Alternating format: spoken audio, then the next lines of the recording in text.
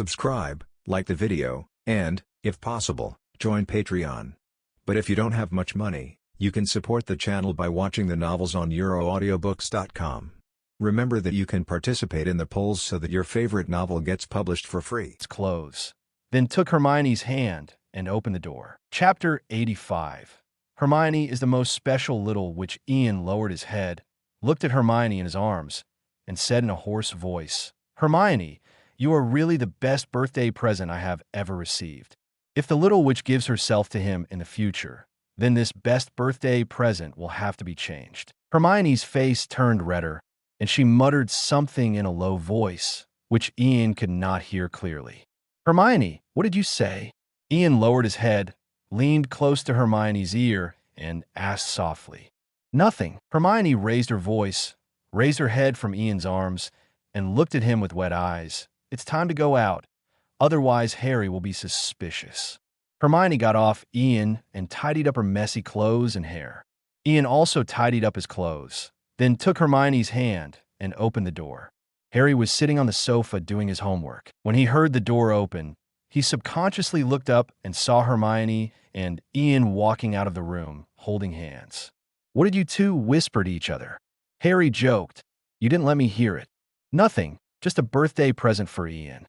Hermione's face turned red again, and she glared at Harry. "Have you finished your homework?" Harry immediately lowered his head and continued to write. "No, I'm writing it, and I still need to write a potion assignment." Hermione walked to Harry and took a look at his homework. "This question is wrong. You should add 5 drops of Bezoar, not 3 drops. I saw it says 3 drops in the book." Harry raised his head in confusion. "The book says to add 3 drops when making a simple potion. This is a complex potion, so 5 drops are needed." Hermione explained. "Okay." Harry lowered his head, crossed out the previous answer, and rewrote the new answer.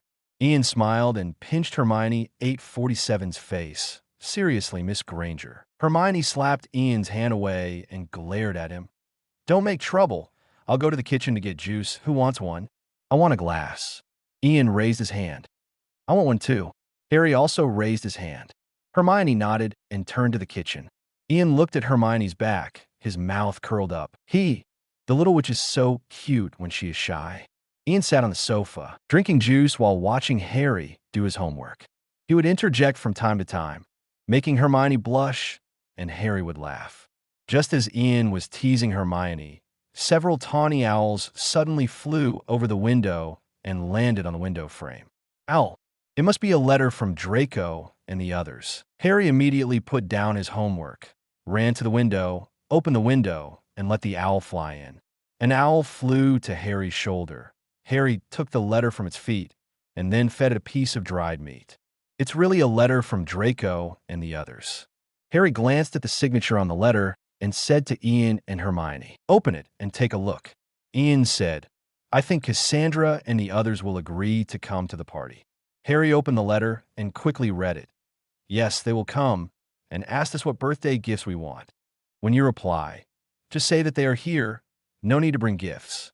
Ian leaned his head on Hermione's shoulder and said casually. Harry nodded, took out a quill and parchment, and began to reply to Draco and the others.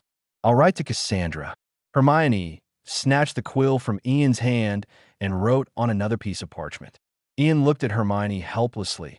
"Okay, you write. Then you write to Ronald, Ian." Harry raised his head and said to Ian, "No, Harry, you write to Draco and the others."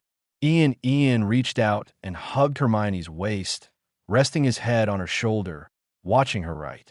Hermione's face turned red, and she gently pushed Ian. "Don't make trouble. I haven't finished writing yet." "Well, since you only want to write to Cassandra," Harry sighed, "then I'll write to Draco and the others." Hermione's face, which was originally slightly red, immediately turned cold when she heard the words, "only want to write to Cassandra." Ian looked at Hermione's face and secretly complained to his heart. "Harry, what are you talking about? Don't tell the truth." Hermione finished writing the reply to Cassandra, raised her head, looked at Ian coldly, then broke free from Ian's arms and walked to the other side of the sofa to sit down. Ian looked at Harry helplessly, and Harry also spread his hands helplessly, saying that he didn't know why Hermione was suddenly angry. Harry, haven't they always had a good relationship? Why are they suddenly angry? I don't understand. He really doesn't understand. Ian stood up and walked. He sat down next to Hermione and hugged her. What's wrong? Why are you suddenly angry? No, Hermione said coldly, but did not break free from Ian's embrace. They were already home, but Ian was still thinking about Cassandra. Does that mean that he liked Cassandra more? Hermione. Ian sighed. You know, Cassandra is very good to me, and I really do. As he was talking, Ian couldn't continue. What kind of scumbag he was. He just kissed Hermione, and now he said such things. Ian lowered his head, put his chin on Hermione's shoulder, rubbed it, and didn't say anything. Although it was very embarrassing, this trick worked every time, and Hermione would forgive him. Hermione's originally cold face couldn't hold it anymore after being rubbed by Ian. The corners of her mouth rose slightly, and then she immediately pursed her lips. You don't do that. Hermione's face was a little red. Harry is still here. Hermione raised her head and glanced at Harry, seedy, but found that Harry was concentrating on replying to Draco and the others, and didn't notice her and Ian at all. I'm not angry with you. I'm angry with myself. Hermione lowered her head and whispered, I know you, and Cassandra, I know you have a good relationship, but I still can't help being angry. Hermione. Ian reached out his hand, lifted Hermione's chin, and let her look at him. Hermione Granger will always be Ian Potter's favorite person, no one else. Even though he likes Cassandra and Isabella, Hermione Granger will always be the most special one. Hermione looked into Ian's eyes. Those green eyes were full of her figure. Her face gradually turned red. I know. Ian smiled, lowered his head, and gently kissed Hermione's lips. Ahem. Harry suddenly coughed twice. I said, can you two pay attention? I'm not here. Hermione's face immediately turned red. She pushed Ian away and sat up straight. Ian looked at Harry indifferently. What's wrong with you? Can't I kiss Hermione if you are here? No. You. Harry looked at the two of them helplessly. Forget it. I don't care about you. After Harry finished writing the reply, he sent the letter out by owl. It is estimated that they will receive it in the afternoon. Harry looked at the owl flying away, turned around, and said to Ian and Hermione, well, let's go buy cakes and things for the party later. Ian nodded. Let the three of them see the food that belongs to the Muggle world. Be sure to buy Coke. Harry said very actively, I told Draco last time that Muggle drinks are better than wizard drinks, but he didn't believe me. Then let's go shopping at the mall now. Hermione's eyes lit up. Let's go. The three of them soon arrived at the mall and started shopping frantically. How about this? Hermione picked up a small bunny-shaped cake. So cute. I think it will taste good too. Buy it. Ian said very generously. Buy it if you like it. He is not only rich in the wizarding world, but part of the Potter family's industry is also involved in the Muggle world. So, Ian Potter, is actually a super rich man. Ian, be more rational. Harry looked at Ian. There are only 8 of us, including Uncle Granger and Aunt Granger. If we buy too much, we won't be able to finish it. You're right. Ian nodded, but we have money, so it doesn't matter. Harry, well, he was speechless. In the end, the 3 of them bought a bunch of cakes, Coke, potato chips, and various snacks until the entire shopping cart was full. After returning home, the 3 of them put all the things they bought on the table in the dining room and started to arrange the dishes. Uncle Granger and Aunt Granger will get off work soon, right? Ian looked up at the clock on the wall. Hermione responded to Ian while arranging the fruits. Dad won't get off work until 4 o'clock, and Mom seems to have a case to deal with, so she will be late. Harry looked at the door from time to time. When will Draco and the others come? They should be here soon. As soon as Ian finished speaking, the door was opened. I'll go open the door. Harry ran over immediately, opened the door, and saw Draco, Ronald, and Cassandra standing outside the door. You are finally here. Harry turned sideways and let the 3 people in. We bought a lot of delicious food and waited for you to come. Draco raised his chin. Delicious? What are they? A lot. There are cakes, potato chips, jelly. Harry said while closing the door. Oh, and Coke. It's a drink in the Muggle world. It all sounds good. Ronald licked his lips. I can't wait. Cassandra raised her head and looked at Ian standing at the door of the restaurant, slightly curling her lips. Chapter 86. Ring and Brooch. Hermione wins. How did you all get here? Ian looked at Cassandra and raised his eyebrows slightly. Did your uncle and aunt send you here? Well, they wanted to come in and say hello to Hermione's parents, but when they heard that they were not there, they went home first, Cassandra said, and walked to Ian and stood still. Draco was sent by Aunt Narcissa, Ronald. Cassandra's expression suddenly became indescribable. Ronald was sent by Mr. Weasley. Draco took over the conversation and said with a look of disgust, driving the flying car that is said to be modified from a muggle car. Wow, cool. Flying car? Modified cars are also within the scope of alchemy, right? If there's a chance, I really want to see it. Flying car? Were you not seen by others? 3 different voices sounded at the same time, and Harry, Ian, and Hermione looked at Ronald. It's okay, my father used an invisibility spell on the car, and the muggles can't see it. Ronald scratched his head and chuckled. But if you are interested, I can ask my dad to take you for a ride when you come to my house. Okay. Ian had just finished speaking when he suddenly felt 2 cold eyes behind him falling on him. He turned around and saw Hermione and Cassandra looking at him with displeasure. Ahem. Ian coughed lightly. I'll just watch, that's all. Humph. Hermione and Cassandra snorted at the same time and turned their heads away. Tisk henpecked, Draco muttered softly, and immediately received a warning from Hermione and Cassandra, which made him shrink his neck and dare not speak again. Ronald looked at Ian with a teasing look on his face and winked at him. Let's not talk about this for now. Ian, why haven't you replied to our letters for a month? Cassandra looked at Ian and frowned slightly. Draco, Ronald, and I have all written to you, and more than once, but there has been no reply. We thought something happened in your family. Ian and the other 2 looked at each other, and finally Hermione explained, we didn't mean to not reply. Your letters were all blocked, and we didn't receive them at all. One what?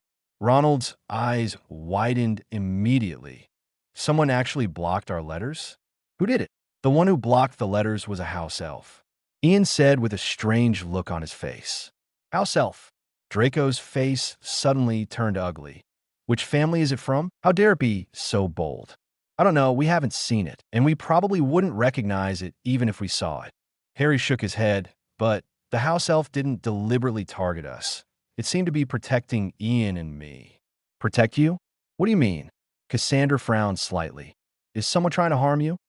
The house elf said that something terrible will happen in Hogwarts this year. Ian pretended to be puzzled, and he intercepted your letters just to make Harry and I lose our desire for friendship, so that we both don't want to return to Hogwarts. Don't want to go back to Hogwarts? But if you don't go back to Hogwarts, where can you go to school? Ilvermorny or Durmstrang? Ronald scratched his head. Besides, we are friends.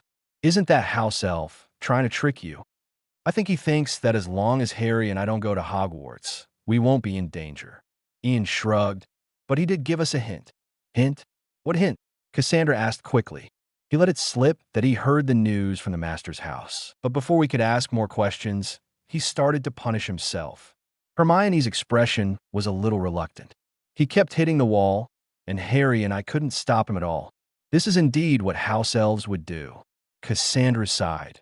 They are too loyal to their masters. Once they think they have done something wrong, they will start to punish themselves. But he hasn't said who his master is yet. Draco frowned. This range is too large. There is no way to lock the target. We have locked the other 26 pureblood families. The one who wants to harm Ian and me must be Voldemort's men, Harry said, but there is no way to determine which family it is, unless we go door to door, but once we go door to door, we may alert the snake. This is indeed a difficult problem. Cassandra crossed her arms and frowned. For the 26 families, first exclude the Abbott family, the Pruitt family, the Longbottom family, the Ollivander family, and the Macmillan family and the Shacklebolt family. Draco pondered for a moment and said, These 6 families have never surrendered to the mysterious man, and they should not attack you. The Black family, the Crouch family, and the Gaunt family can also be ruled out. These 3 families have no descendants, and no one will discuss to hurt you.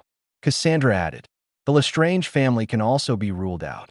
Ian nodded slightly. This family is a loyal supporter of Voldemort, but the people of this family are now imprisoned in Azkaban and cannot pass on information. In Shafik, Slughorn, and Greengrass, these three families can also be ruled out. Draco gestured and said, "These three families are famous for being fence-sitters, that is, neutral. They will never act rashly against you before they have decided which side to join." After eliminating them like this, there's still 13 families left. Ronald counted. It's not a small number. Harry looked at Draco hesitantly. Ian said that Parkinson and Knott are also pure-blood families, but Pansy and Theodore are pretty good to us. I don't think they will. Harry, they may not mean to attack you and Ian, but we little wizards are not the ones in charge. Cassandra interrupted Harry directly. If it is really their two families who want to assassinate you, do you think Pansy and Theodore will know about it? Harry opened his mouth, but finally lowered his head sadly. Harry, Cassandra is right. You can't exclude these two families based on your subjective assumptions. Draco looked at Harry and said earnestly, "Just like you and me, we have a deep friendship to protect the Philosopher's Stone together. But if my father wants to hurt you, he will definitely not tell me in advance." When Draco said this, except for Harry, the other four looked at him gloomily, especially Ian. He couldn't understand why someone would self-destruct like this. He had tried his best not to mention the name of Dobby. Damn, how should this be played? Can't the second grade be passed like this? Draco looked at the gloomy eyes of the four people and scratched his head. What? Am I wrong? No, you are right. Ian took a deep breath, looked at Draco, and said word by word, "If it is really Uncle Malfoy who wants to hurt Harry and me, you will definitely not know. After all, who will tell a child what he is going to do?" Draco nodded as if he understood. "Yes, that's what I mean. Ian, he is tired, destroy it.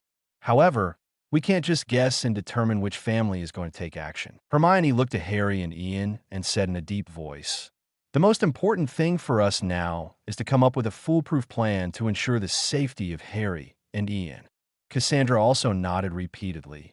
"Yes, what we should think about now is how to protect Harry and Ian, instead of guessing which family is going to take action here." "Okay, don't worry so much." Ian looked at the ugly faces of the two little witches and comforted them. "That person is going to take action against me. Harry, in school. There are so many professors in the school, especially Dumbledore. With them, we will not be in trouble." "Yes, Ian makes sense." Draco also agreed. "As long as we are careful in school, that person will definitely not find a chance to take action."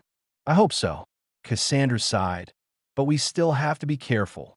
We can't put all our hopes on the professors. After all, there's always a loophole. What if?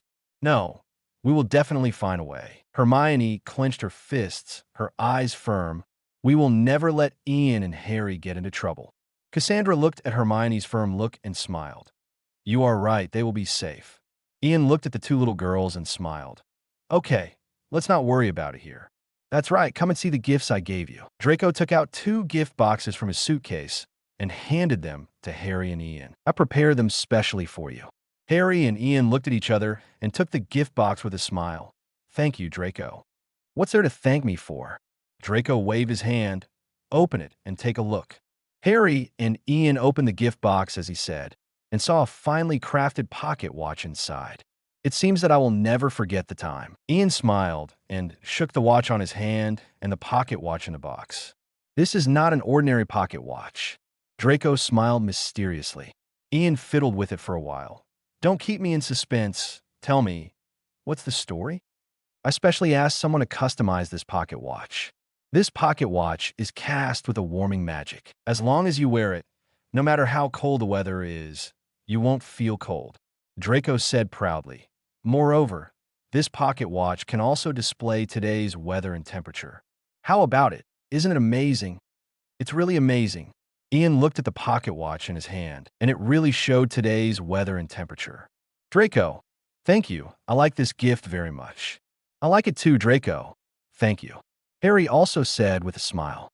"Haha, as long as you like it." Draco looked at the smiles on Harry and Ian's faces, and he was also very happy in his heart. "We are friends. Isn't it normal for friends to give gifts to each other?" Cassandra and Ronald also took out the gifts for the two. Ronald gave the brothers exactly the same gift, which was a mini wizard chess set he made by himself. The chess pieces were made according to the images of them, and they looked very cute. Cassandra gave Harry a feather pen that could automatically write homework. After all, Harry really didn't like to do homework. As for Ian, Cassandra gave him a brooch. I made it myself. Cassandra lowered her eyes and shyly put the brooch in Ian's hand. I made it for the first time, and it's not good looking. You are a good worker. Don't dislike it. Ian looked at the brooch in his hand. It was a small green snake, spitting out its core, and it looked lifelike. Although the workmanship was not particularly exquisite, it was vivid, especially the pair of eyes, which were made of green gems and looked much more lively. More importantly, it was made by Cassandra herself. Ian looked at the little green snake in his hand and curled his lips. It looks good. I like it very much. Thank you, Cassandra. As long as you like it. Cassandra raised her head and looked at the smile on Ian's face, and she was also very happy. I'll help you put on. Okay. Ian nodded and bent down slightly. Cassandra carefully helped Ian put on the brooch, took a step back, looked at Ian, pursed her lips, and smiled. It looks good. Ian looked at Cassandra and smiled. Yeah, it looks good. Hermione looked at the interaction between Cassandra and Ian and gritted her teeth secretly. What's a brooch? She has a better gift for Ian. Harry, this is for you. Hermione took out a gift box and handed it to Harry. Harry took it with a smile. Thank you, Hermione. Harry, open it and take a look. Hermione urged. Harry opened the gift box and found a beautiful golden snitch pendant inside, with a small sign hanging below and the letter H engraved on the hole. Hermione pointed at the golden snitch and said, I bought this last time I went to Diagon Alley. I hope you like it. Harry picked up the golden snitch and found it heavy. It really feels like a golden snitch. Hermione, thank you. I like it very much. I'm glad you like it. Hermione said with a smile. Ian looked at Hermione and raised his eyebrows. Hermione, where's my gift? Didn't we agree that he wouldn't get a gift? What would it be? I'll take it for you too, Ian. This is also made by me. Hermione took out a small box from her pocket, and a silver green ring lay quietly in the velvet box. The base color of the ring is the exclusive green of Slytherin, and a lifelike little snake is engraved on it in silver, but the eyes of the little snake are the golden red of Gryffindor. Ian looked at the ring. His eyes flickered. Hermione must be very thoughtful. As long as he takes this ring out, isn't it a disguised declaration of sovereignty? Ian can understand Hermione's little thoughts. So can Cassandra. Cassandra and Hermione looked at each other, and the air seemed to be filled with the smell of gunpowder. Ah, this suffocating Shura field. Cassandra, you actually made a ring? The Gryffindor lioness is really bold enough. Hermione, same here. Isn't this brooch made by your Slytherin female snake also a little thoughtful? Cassandra, you. Hermione, what do you mean you? I want to wear it for Ian too. Ian, hold out your hand. Hermione held the ring and looked at Ian with a smile. Ian looked at Hermione, feeling a little helpless, but still held out his hand as he was told. Hermione looked at Ian's bony hands and carefully helped him put the ring on his middle finger. It's the right size. Hermione looked at the ring on her hand and nodded with satisfaction. Ian stared at the ring and felt that his and Hermione's identities were reversed. If this was a marriage proposal, then he became a girl. Cassandra looked at the ring on Ian's hand and felt a little jealous. But when she thought of the brooch she gave was still on Ian's chest, she felt better. Merlin's stinky shoes. She's not good at all. Granger is a bad girl with a lot of bad water in her belly. Cough. Ian saw that the atmosphere between Cassandra and Hermione was a little strange, and coughed lightly to break the strange atmosphere. Pack up. Uncle Granger and Aunt Granger should be back soon. Hearing Ian's words, they remembered the two parents who were left behind and hurriedly started to pack up. Luckily, they were only giving birthday presents to Ian and Harry, so it didn't make too much of a mess, and they cleaned it up in no time. Chapter 87. You smell like her perfume. After cleaning up, several people sat down by the fireplace. After chatting for a while, the sound of unlocking came from outside. Mom, Dad. Hermione stood up and waved in the direction of the door. Mr. and Mrs. Granger pushed open the door and saw their daughter and several children sitting together. The firelight from the fireplace sprinkled on them, looking very warm. "Oh, children, you are here." Mrs. Granger took off her coat and greeted them with a smile. "Uncle Granger, Aunt Granger, good evening." Several people stood up and greeted politely. "Good evening, children. Have you been here for a long time?" Mr. Granger closed the door and asked with a smile. "No, we just came not long ago," Cassandra replied with a smile. "That's good. I was worried that we would be late and you would have to wait too long." Mrs. Granger hung her coat on the hanger and turned to look at the others. "Today is Ian and Harry's birthday. We have specially invited a chef to cook delicious food for today's party. I hope you will like it." When they heard about delicious food, their eyes lit up. "Really? That's great." Ronald swallowed his saliva. He couldn't wait to taste how delicious the food made by the chef specially invited by the Granger family was. "Of course it's true." Mrs. Granger looked at the time. "The chef should be here soon. You should sit for a while. We can eat soon." The others nodded and sat down again. The Grangers also sat down. They asked Cassandra and the other two about their lives at Hogwarts. The three of them also answered. The atmosphere was very warm. Not long after they talked, the sound of unlocking the door came from outside again, and then a man in a chef's uniform came in with a dining cart. "Sir, madam, good evening. I'm a chef you invited, Leon." Chef Leon pushed the dining cart to the center of the living room and greeted the Grangers with a smile. "Good evening. I'll have to work hard on you next, Leon." Mr. Granger stood up and shook hands with the chef. "This is what I should do." Leon smiled and turned to look at Ian and the other 6 people. "Good evening, little guests. If you have anything you like to eat, I can prepare it for you soon. We can all. We're not picky." Ian stood up and replied politely. "Okay, then I'll make some of my specialties today. I hope you like them." Lion smiled and started to get busy. Several people sat down again, watching Leon take out ingredients from the dining cart, and then began to process them skillfully. "Ian, guess who will be our defense against the dark arts teacher next year?" Draco suddenly thought of the topic they talked about before, so he nudged Ian next to him with his elbow and asked in a low voice, "I don't know. You should ask Professor McGonagall or Headmaster Dumbledore about this matter. It's not us little wizards who appoint professors." Ian shrugged.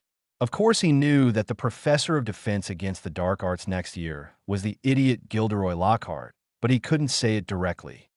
"Why don't you have any curiosity?" Draco looked at Ian in surprise. "Not curious. Anyway, I guess the new professor can only stay for a year and then get out." Ian curled his lips and whispered. "Why?"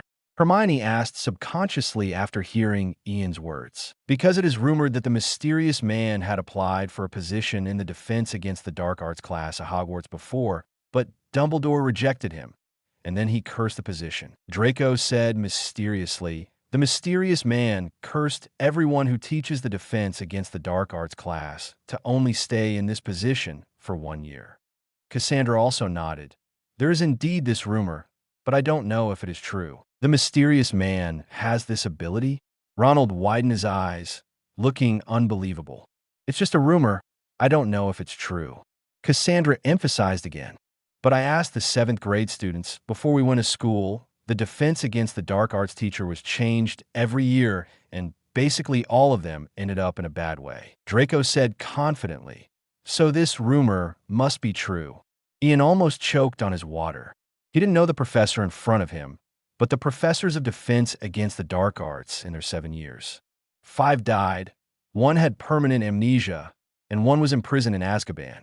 It's true that none of them had a good ending. I hope the professor of defense against the dark arts next year won't turn into a pile of black ash. Harry made a Christian prayer gesture in front of his chest. Ian laughed happily. "Harry, don't give the new professor bad wishes." "That's right. It shouldn't be a difficult thing for the new professor to turn into black ash like Quirrell."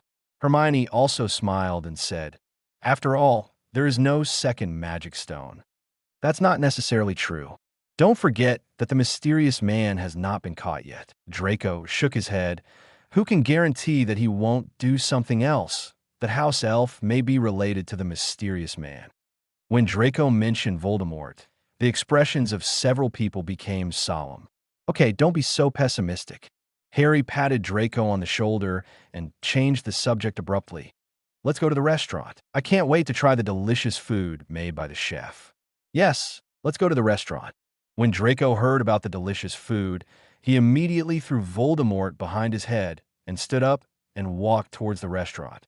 Several people stood up and walked toward the restaurant. The table in the restaurant was already filled with a variety of delicious food, which looked very appetizing. Children, Mr. and Mrs. Granger turned off the lights and came over with a dining cart. On the dining cart was a 3-layer chocolate cake with 12 candles on it. Happy birthday to you, happy birthday to you. Mr. and Mrs. Granger pushed the dining cart and sang the birthday song. Hermione and the other 4 saw this and quickly clapped and sang along. Ian, Harry, happy 12th birthday. In the song, Mr. and Mrs. Granger pushed the cake in front of Harry and Ian and said with a smile, "Thank you." Harry and Ian looked at each other and saw the touch in each other's eyes. They didn't expect that the Grangers would prepare such a surprise for them. "Make a wish and blow out the candles," Mrs. Granger said with a smile. "Thank you, Uncle Granger and Aunt Granger." Ian and Harry put their hands together, closed their eyes, and made their 12th birthday wishes. Then, the two blew out the candles on the cake together. "Happy birthday, Ian, Harry." Everyone applauded and sent blessings to Harry and Ian. "Thank you, everyone." Harry and Ian opened their eyes and smiled and thanked everyone. "Okay, everyone, eat quickly, otherwise the food will get cold." Mr. Granger clapped his hands and signaled everyone to start eating. Everyone sat down and began to enjoy the dinner in front of them. It must be said that Leon's cooking skills are really good, and every dish is praised. "Ian, what wish did you make?" Harry asked Ian next to him while eating. "The wish will not work if it is spoken out." Ian shook his head. The wish he made cannot be spoken out. He wished that Hermione and Cassandra, including Isabella in the future, could live in peace. If he really said such words, he would be dead. The 2 little witches would definitely strangle him first. "Okay." Harry shrugged and didn't ask any more questions. Everyone talked and laughed, and the atmosphere was very harmonious. After dinner, everyone played games for a while, and then said goodbye and left. Before leaving, Cassandra secretly pulled Ian to a table. "What's wrong, Cassandra? You, The next second, Ian's eyes widened instantly, not because of anything else, because Cassandra kissed him. "This is another birthday gift for you. I'm leaving. Goodbye, one." Cassandra pecked Ian's lips lightly, then turned around and ran away with a red face. "Cassandra, you..." Ian touched his lips, looked at Cassandra's back, and was a little at a loss. "Just a kiss? That's too fast, isn't it? He's not ready yet. What kind of lively day is today?" Hermione and Cassandra both gave him such a special gift to kiss. When Ian returned to the room, he was still in a trance. Hermione called him several times, but he didn't hear it. "Ian Potter!" Hermione raised her voice, and Ian came back to his senses. What's wrong?" Ian looked at Hermione blankly. "What's wrong with you? Why are you distracted?" Hermione looked at Ian in confusion. "What did Cassandra say to you?" "No, nothing." Ian shook his head, feeling a little guilty and not daring to look into Hermione's eyes. Hermione looked at Ian's appearance, and suddenly a bad premonition surged in her heart.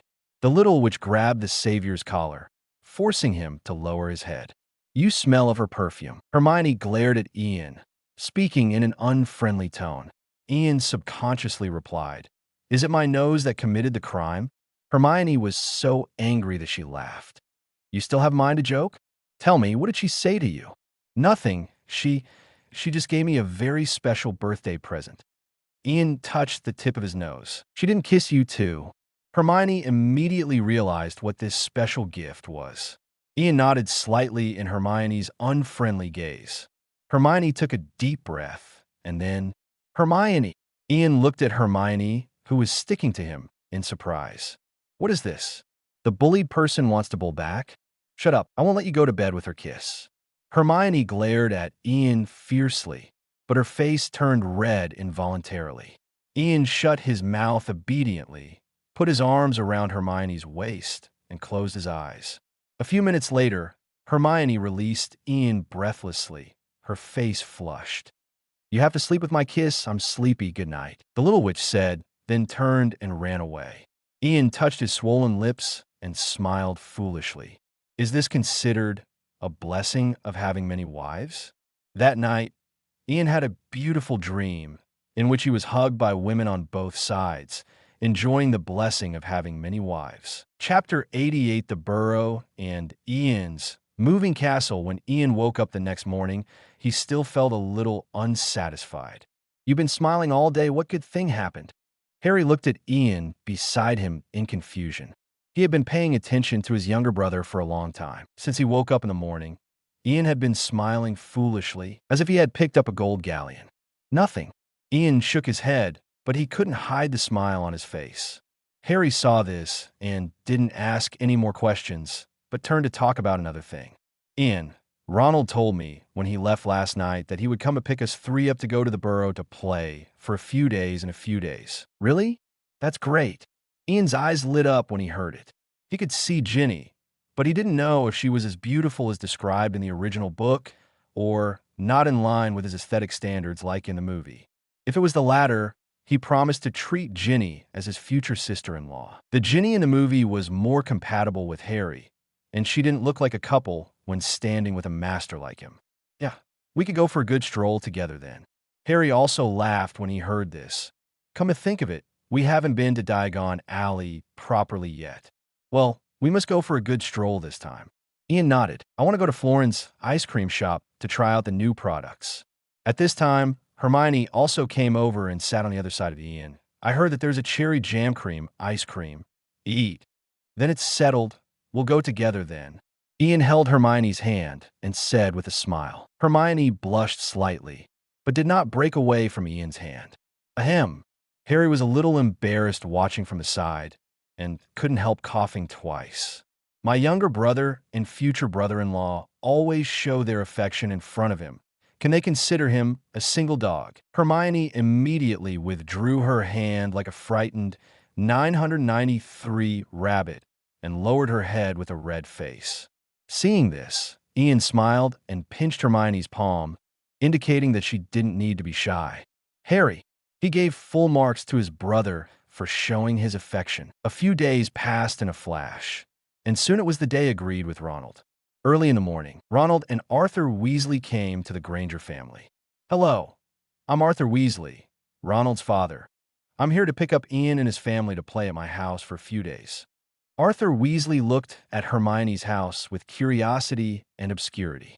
This was a Muggle house, and this was his first time here. "Of course, Ian and the others have been waiting for a long time," Mr. Granger said with a smile. He had a good first impression of this somewhat eccentric gentleman. Perhaps it was because he loved the man and knew that Mr. Weasley was the father of Ian's friend. He liked him very much. After entering the house, Mr. Weasley could not control his curiosity about Muggles at all. He looked at this and touched that. He even asked several questions, but they were all answered well by Mr. and Mrs. Granger. "Dad," Ronald blushed. He felt that his father's appearance was very embarrassing. "Oh, sorry, I'm just a little curious about Muggle things." Mr. Weasley scratched his head in embarrassment. "It's okay, Mr. Weasley. In fact, we are also curious about the magical world," Mr. Granger said with a smile. Mr. Weasley's eyes lit up. The magical world is his home. He immediately began to talk eloquently, and Mr. Granger listened with great interest, exclaiming from time to time. Ian and the other three sat aside, watching Mr. Weasley giving a lecture and even chatting happily with Mr. Granger, and they were all a little speechless. "Have we been forgotten?" Harry said a little speechlessly. "It seems so." Ian nodded, then turned to look at Hermione. "We also talked to Uncle Granger about the wizarding world, right?" Why does Uncle Granger seem to be hearing it for the first time? Maybe this is what Mom said about friendship between men." Hermione was also a little dumbfounded and said hesitantly. Ian pointed at himself blankly. "But I am also a man."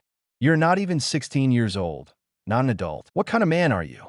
Hermione rolled her eyes and said unhappily, "You are just a boy, a little boy." "Ian, little boy?" "He is not little at all." He seemed to feel the contempt from Hermione. "Okay, let's not talk about this. Let's think about how to make Mr. Weasley remember us." Harry saw Ian was embarrassed, so he tried to suppress his smile and change the subject. He was really afraid that Ian would suddenly say something like, "Do you want to try whether I am a man or not? How about, I remind my father Ronald suggested awkwardly. Ian and the other two turned to Ronald, and their faces showed obvious urging. Go quickly. Ahem, we should leave. Ronald couldn't help it anymore and stood up to interrupt Mr. Weasley's popular science. If they continue like this, they won't have to go to the burrow today. Oh yes, we should go. Mr. Weasley stopped popular science after hearing this and looked at Mr. Granger with some regrets. Next time we have a chance, we will continue to communicate. Mr. Granger also nodded. Of course, Ingsa. After Ian and the other four said goodbye to the Grangers, they followed Mr. Weasley and Ronald and left. Are we going to take this car? Hermione looked at the flying car in shock. She felt that this was not reliable at all. Would they fall to their death? Don't worry, Hermione. I modified this car. It's very safe.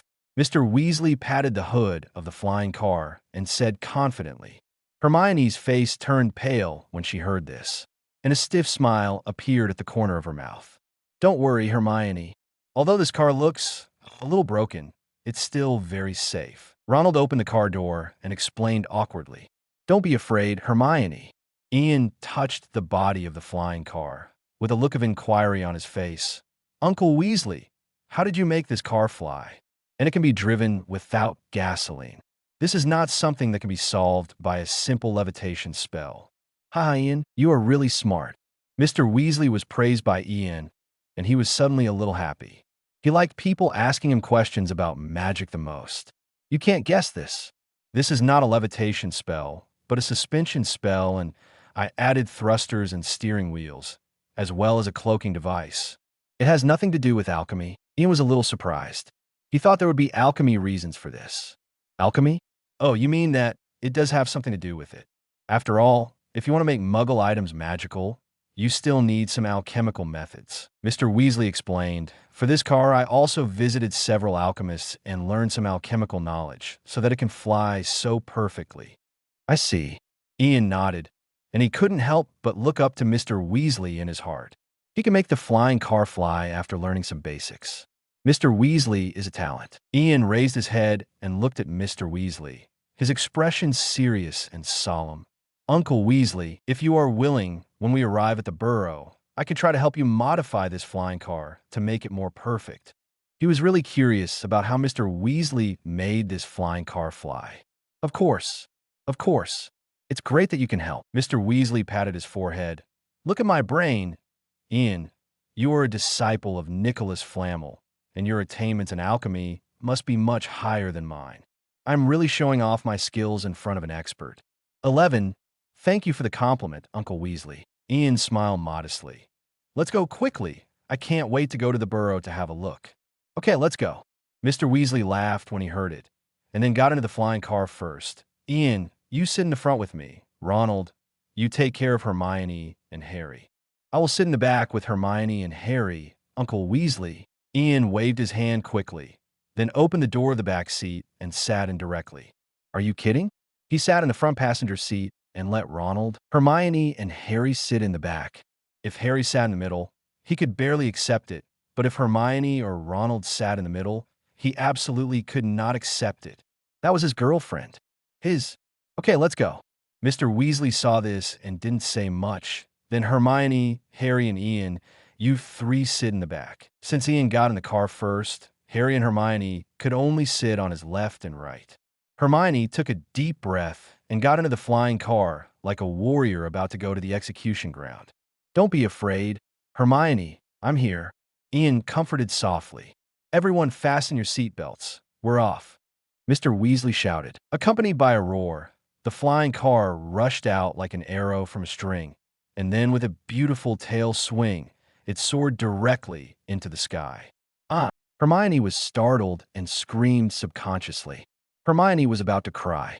She sat in the car, holding Ian's hand tightly, fearing that she would fall down and die if she was not careful. Ian looked calm, and even turned his head to look at the storm outside the window. This car was much more stable than he thought. Mr. Weasley, can you make this car faster? Ian looked at the clouds flashing quickly outside the window and said eagerly, Faster? Mr. Weasley laughed when he heard it. This is already the limit. If it goes faster, this car will fall apart. Okay. Ian sighed with some regret. Hermione stared at Ian with a dim look in her eyes. Do you want it to go faster? Ah, that's what I said. Ian laughed dryly and explained quickly. Finished, forgetting your girlfriend's fear and choosing to be happy yourself. This is a taboo in a quarrel. Hermione snorted lightly, then turned her head to look out the window and ignored Ian. Ian saw this and immediately smiled bitterly. Well, I made this young lady angry again. The flying car was very fast, and they arrived at the burrow in just over an hour. We're here. Let's get off. Mr. Weasley got out of the car first, and then stretched out his hand to open the door. They landed next to a shabby garage, surrounded by a small yard. Ian and the other two looked at Ronald's house curiously. It seemed to be a big pigsty made of stones before, and then some rooms were added here and there. And it was as high as several floors, crooked, as if it was built by magic. There were 4 or 5 chimneys on the red roof, and a sign was inserted diagonally in front of the house, saying the burrow. There were some high-top leather boots and a rusty cauldron by the gate, and a few brown fat chickens were pecking in the yard. Not very good, Ronald said somewhat embarrassedly. No, it's great. There's a very warm feeling, Harry said happily. Ian stared at the house in front of him that made him hallucinate Howl's moving castle with great interest. I think it's great too. In fact, I have imagined whether I can use alchemy to build a castle, a movable castle. Well, when he builds it, he will name the castle Ian's Moving Castle. Moving castle? Mr. Weasley was stunned for a moment, then laughed. Ian, you are really a genius. Moving castle, this idea is great. I don't dare to be a genius. It's just a bit whimsical. Ian smiled modestly. No, this is not whimsical. I think the idea of moving castle is very likely to come true. Mr. Weasley said seriously, when you build it, you must invite us to sit down. Of course. Ian nodded, then turned to look at Mr. Weasley. Let's not talk about this. Let's go in quickly. I can't wait to visit the interior of the Tenbien burrow. Let's go. Mr. Weasley laughed when he heard this, and then walked in first. Ian and the other 4 followed closely and walked in. The interior of the burrow is much more spacious than it looks from the outside, and it is full of life. It's a great honor to visit my humble home, Your Highness the Prince of Slytherin, the savior of Gryffindor, and our Miss Know-It-All. This familiar way of speaking, Ian knew who it was without looking. He rubbed his eyebrows helplessly. George, Fred, can you talk normally? I have goosebumps. That's right. The people talking to Ian were the Weasley twins, Healer and Fred. Haha. Ian, you are a big celebrity in our family. 2.5 people have been wanting to meet you for a long time. George and Fred heard the words and laughed. Really? Who? Ian was stunned for a moment, then asked curiously. Of course it is. Fred and George hadn't finished their words. A plump but kind-looking woman in a pink dress suddenly rushed over, and then hugged Ian, Harry, and Hermione. Ian, Harry, Hermione. Long time no see. Kids, you seem to have lost a lot of weight. You must not have eaten well. Mrs. Weasley hugged them and said excitedly, I'm so happy to see you again. Ian and the other 2 were a little breathless in Mrs. Weasley's hug, but they could feel that she really cared about them, so they didn't struggle. Aunt Molly, long time no see. Ian smiled, then said, I'm also happy to see you again. Mom, let them go quickly. If you keep hugging them like this, they will be strangled to death by you. Ronald watched from the side and said helplessly, Oh, sorry, I'm too excited. Mrs. Weasley let go of Ian and the other 2 and smiled awkwardly. Breakfast is almost ready. Let's go to the kitchen to eat. Mrs. Weasley walked towards the kitchen first. Ian and the others hurriedly followed, leaving George and Fred looking at each other. Mom said that Ian and Harry seemed to have lost weight. She said Hermione had lost weight too. They didn't eat well. Yeah, that's right. Didn't we finish talking to Ian just now? It seems so, but is that important? It's not important. Fred and George high-fived. Yes, it's not important. Let's have breakfast. Chapter 89, Sister-in-Law. Open the door. I'm my brother. The kitchen was small and quite crowded, with a clean wooden table and a few chairs in the middle. Harry sat on the chair, his butt only touching the edge, and he looked around silently. This was the first time he had visited other wizards' homes except his own old house. The wall clock on the opposite wall had only 1 needle, no numbers, and words like make tea, feed the chickens, and you're going to be late were written on the clock face. There were 3 layers of books on the mantel: Enchanting Your Cheese, The Magic of Baking Bread, Conjuring a Feast, etc. All magic books. Harry almost suspected that his ears deceived him.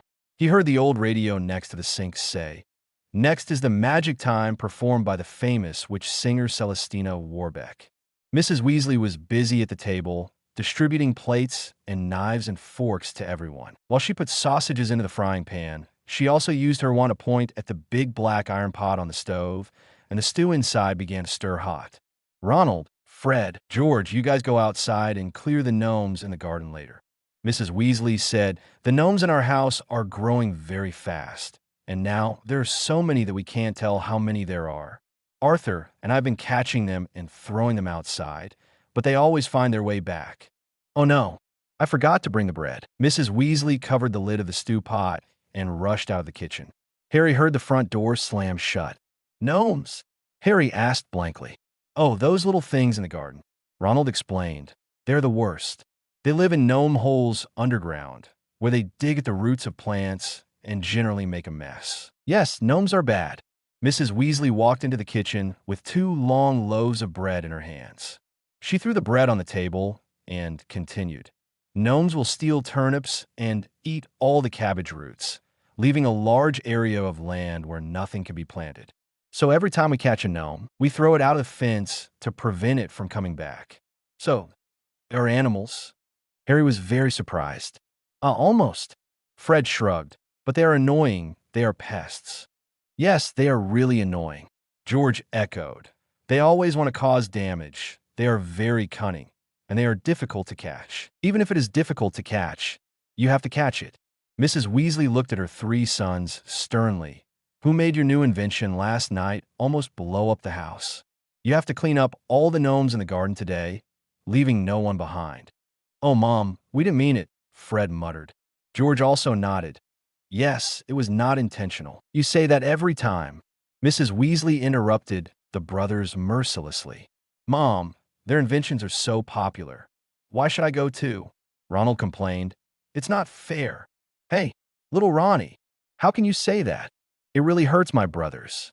The twins held Ronald on the left and right, pretending to be hurt by Ronald's words, and the 2 sang in unison.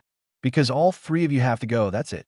Mrs. Weasley was unmoved. "Now, finish your breakfast quickly and then go to clean up the garden." "Aunt Molly, wait. Let's go and help catch the goblins together," Ian said while picking up another piece of sausage. Ian thought he hadn't really seen this strange animal yet, so it would be nice to go to the garden and take a look. Hermione and Harry also nodded. "We will help, Aunt Molly." "1-0, Ian, Harry, Hermione, you are really sensible and good children." Mrs. Weasley looked at Ian and the other 2 with a smile, and then glared at her 3 sons. "Unlike some people who quarrel over meals, why don't you learn from Ian and the others?" The 3 boys who were named lowered their heads and ate obediently, not daring to refute Mrs. Weasley's words. "Good boys. Removing goblins is a very boring thing." Mrs. Weasley looked at them and said, "Now let's see what Lockhart said." As she said that, she pulled out a big thick book from the mantel, and George groaned. "Mom, we know how to remove the goblins in the garden." Ian saw the words written in gold-plated cursive on the cover of the book.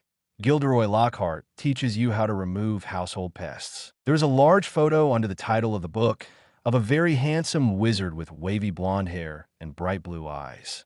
The photos of the magic world are all moving, and the wizard in the photo winked at them wantonly. Ian rolled his eyes silently and muttered in his heart, "Stupid Lockhart.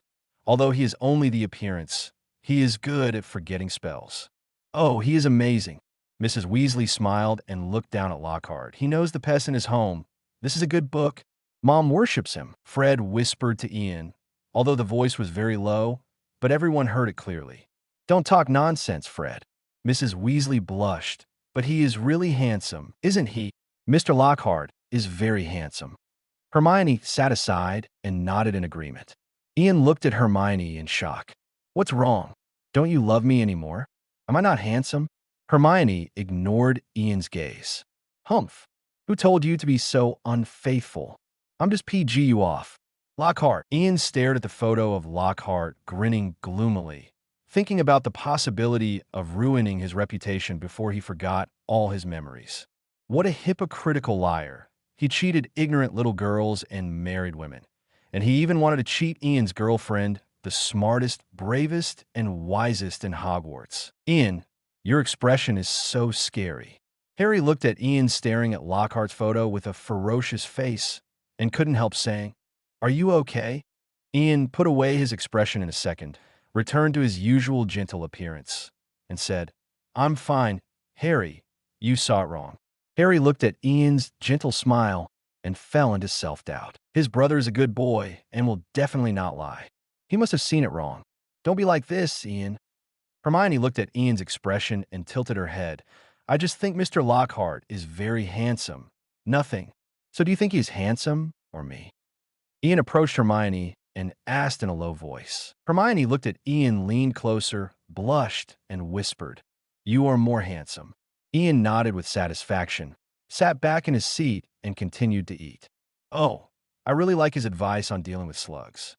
Mrs. Weasley read a book for a while, turned to look at Ian and them.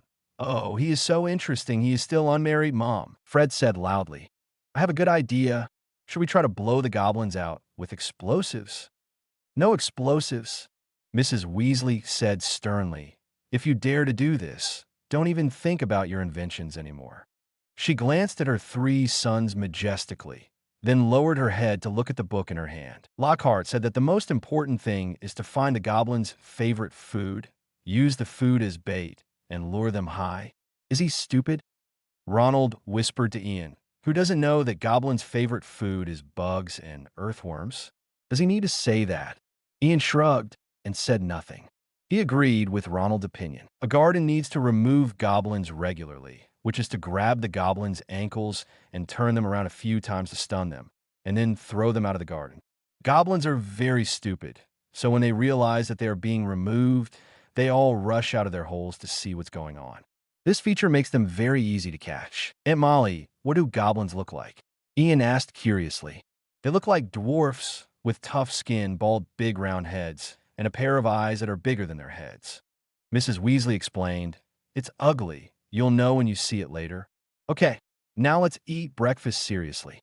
Mrs. Weasley said as she closed the book, "Ian, especially you are too thin.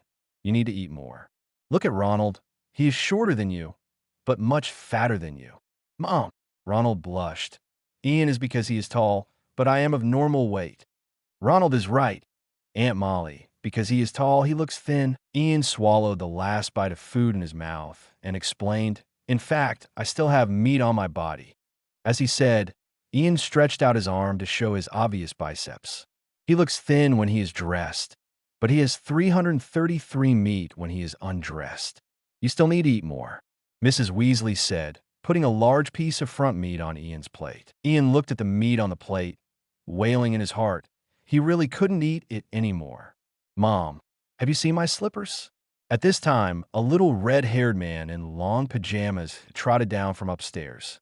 "I saw him a cat, baby," Mrs. Weasley said gently. Ian looked at the beautiful red-haired little, which running down with thick, fiery red hair, shining brown eyes, and just the right amount of peacocks on her beautiful and delicate face. The whole person looked like an exquisite little cake. Ian's eyes lit up. What a beautiful little witch. "Sister-in-law, I'm my brother. Open the door." "Hello." Ian showed a handsome and gentle smile and looked at the little witch, Ginny Weasley. The moment Ginny saw Ian, her eyes widened and her cheeks turned red. Then, the little witch covered her face and ran back upstairs. Ian looked at the little witch who ran away in a daze. What happened? Is his smile so scary? "I look handsome, right?" "She is." Ian turned to look at Ronald. "Ginny, my sister." Ronald whispered to Ian, "She's been talking about you and Harry all summer, but she obviously likes you, who is more handsome." "Harry, what do you mean?" "Yes, she wants your autograph, Ian." Fred laughed, but when he saw his mother's eyes, he immediately buried his head in his food and stopped talking. Hermione gritted her teeth and glared at Ian. Being too handsome is not a good thing. Too popular. Ian smiled helplessly and turned to look at Hermione, but saw the little girl staring at him with resentment on her face. He instantly understood where he was wrong. He stretched out his hand under the table, gently shook Hermione's hand, and then smiled gently at her. Hermione was dazzled by Ian's smile and lowered her head with a slightly red face. Forget it. Who made him so handsome?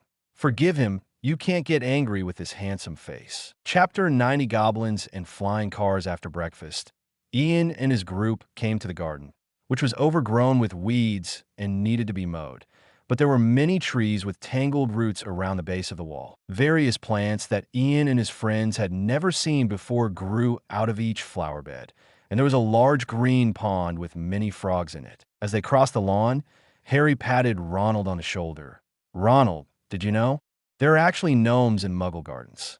"Ah, I've seen the kind of thing that Muggles think is a gnome. Yeah, I wonder if real goblins look like this." Hermione also squatted down and looked carefully. Aunt Weasley said goblins are ugly. There was a fierce struggle, and the peony branches trembled. Ronald straightened up and smiled. "Hey, look, this is a goblin. It's ugly, isn't it? Let me go. Let me go." The goblin screamed. "You are ugly. You are ugly. It doesn't look like Santa Claus at all, with a small body, rough and tough skin, and a bald big round head like a potato." Ronald stretched out his arms to hold it up because it kicked and kicked at him with its callous little feet, and he could only grab its ankles and lift it upside down. "It is quite ugly." Ian nodded honestly. "It's not as cute as Muggles imagine." "Did you hear me? Let me go." The goblin struggled and screamed. "You big red-haired fool. You dare to scold me." Ronald pretended to throw it far away, and the goblin instantly became timid, with a flattering smile on his small face. "Handsome, handsome. Put me down, okay?" Ronald sneered, lifted the goblin above his head, and began to swing his arms in a big circle like a lasso. Harry looked at Ronald's movements in surprise. "Isn't this a bit?" "Harry, this is how it has to be done." Ronald motioned Harry to watch his operation. "It won't hurt them. We have to make them dizzy so that they can't find the goblin hole." As he said, he loosened his hand, and the goblin flew 20 feet away and fell into the ground behind the hedge with a plop. "Back!" Fred grabbed another goblin and threw it hard. "I promise I can throw it over that tree stump." Sure enough, Fred threw the goblin over the stump. Ian followed suit and also grabbed a goblin, spun it around like Ronald and Fred did, and then threw out. "Well done, Ian," George praised as he grabbed a goblin. "I didn't expect you could throw a goblin so far the first time you threw it." Harry had originally wanted to be gentle with the goblins, but he soon decided not to sympathize with them anymore. He had decided to gently throw the first goblin he caught outside the hedge, but the goblin sensed his weakness and bit Harry's finger with its sharp teeth, and he couldn't shake it off. And finally, "Damn black-haired kid!" Ian looked at Harry in surprise. "Wow. Harry, when did you get so strong?"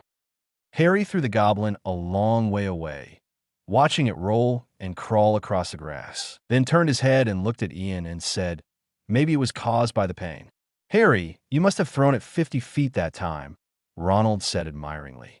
"It's all my fault. I thought the goblins were too kind." Harry sighed. "They are not friendly at all." "They are not friendly at all," Fred said, throwing the goblin in his hand away fiercely. "They like to bite people, these little bastards." "Fortunately, we have more people," George added. "If we were alone, I don't know how long it would take to catch it." Soon, the garden was full of goblins. You see, they are not very smart. George grabbed 5 or 6 goblins. When they heard that the goblins were being cleared, they all ran over to see, and they haven't learned their lesson, yet Ian followed George's gaze and looked many goblins poke their heads out of the goblin holes, curiously watching their movements. Soon, they threw all the goblins in the garden out, and George came over with a shovel and scooped up 10 large pieces of soil with a shovel and threw them in the hole. Some goblins were still conscious when they were thrown out, and they cursed loudly while being thrown out. Soon, the group of goblins in the field walked away in a sparse team, shrugging their little shoulders. Finally, they're all driven away. Hermione wiped the sweat from her forehead. "These goblins are really troublesome. They will come back." Ronald watched the goblins disappear behind the hedge at the other end of the field. "They like it here. Dad is too tolerant of them. He thinks they are very FEX." Interesting. Harry shook his right hand, which had a very obvious tooth mark on it. I don't think it's interesting. Just then, the back door of the house opened, and Mrs. Weasley came out with a bag of royal ministers in her hand. Children, come in and rest. I prepared some desserts. You can have some desserts before lunch. Mrs. Weasley looked at the garden and said with a smile, Mom, we drove all the goblins out. George said hurriedly, Great, Mrs. Weasley said happily. These abominable little things always destroy my garden. You have done a great thing. As she spoke, she led them into the house. Aunt Weasley, where's Uncle Weasley? Ian asked puzzledly. He disappeared after he sent us here. He also wanted to see the flying car and wanted to perfect it. Oh, Arthur went to the ministry. Mrs. Weasley put the potatoes on the kitchen table. He's been working overtime recently. There are too many things to do in the Ministry of Magic. Ian nodded thoughtfully and stopped talking. Mrs. Weasley took out a plate of freshly baked cookies from the kitchen cabinet, and the fragrance was overflowing. Come, try it. Mrs. Weasley handed the cookies to them. This is the chocolate chip cookie I just baked. Ian picked up a cookie, blew it, and then put it in his mouth. The cookie was crispy on the outside and soft on the inside. The sweetness of chocolate and the wheat aroma of the cookie blend perfectly, and the taste was great. Wow, Aunt Weasley, the cookies you baked are so delicious. Ian praised sincerely. Really, Mrs. Weasley smiled from ear to ear. As long as you like it, eat more. Several people sat around the kitchen table, enjoying the delicious cookies and tea brewed by Mrs. Weasley. The atmosphere was warm and comfortable. Aunt Weasley, can we go and see the flying car later? Ian asked, still chewing a cookie in his mouth. Ian, good boy.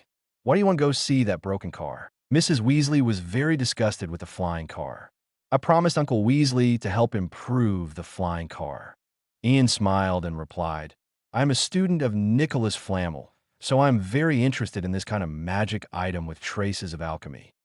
Yes. Ronald said that you were accepted as an apprentice by Nicholas Flamel. You are really a gifted child. Mrs. Weasley touched Ian's head lovingly. Since you promised your Uncle Weasley, of course you can go and see it. But remember to be careful. The car is a little dangerous. Okay, I will be careful. Ian nodded, with a gleam of expectation in his eyes. The few people chatted for a while, and then decided not to lead the flying car. Chapter 91 Alchemy. To transform the flying car, several people walked out of the house, crossed the garden, and came to the dilapidated garage next to the house. Ian took 2 quick steps and walked to the flying car that brought them to the burrow. He walked around the car and carefully observed every corner of the car. Ian, if you modify this car, where are your alchemical runes and bottles and jars? I didn't bring them here. How can you modify it? Zero asked doubtfully. Who said I didn't bring them?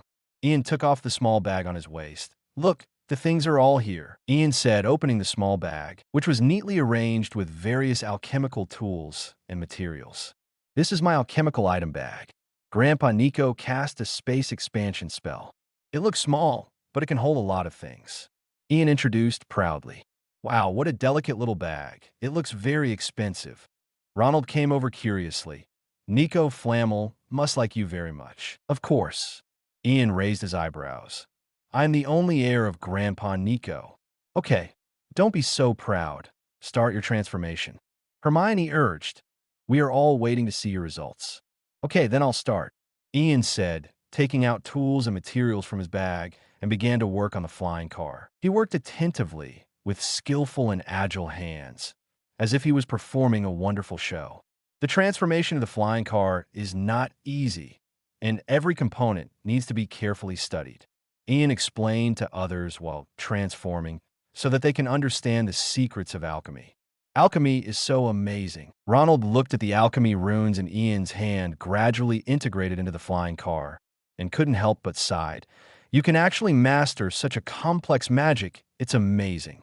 Actually, it's okay. As long as you understand the principles of alchemy, you can master it. Ian said modestly, That's all I can do today. You can't rush to make alchemical products. Ian stroked his chin. There's a point I don't quite understand. I'll write a letter to Grandpa Nick and ask him. Ronald looked at the time. It's just right. It's almost time for lunch. Let's go back.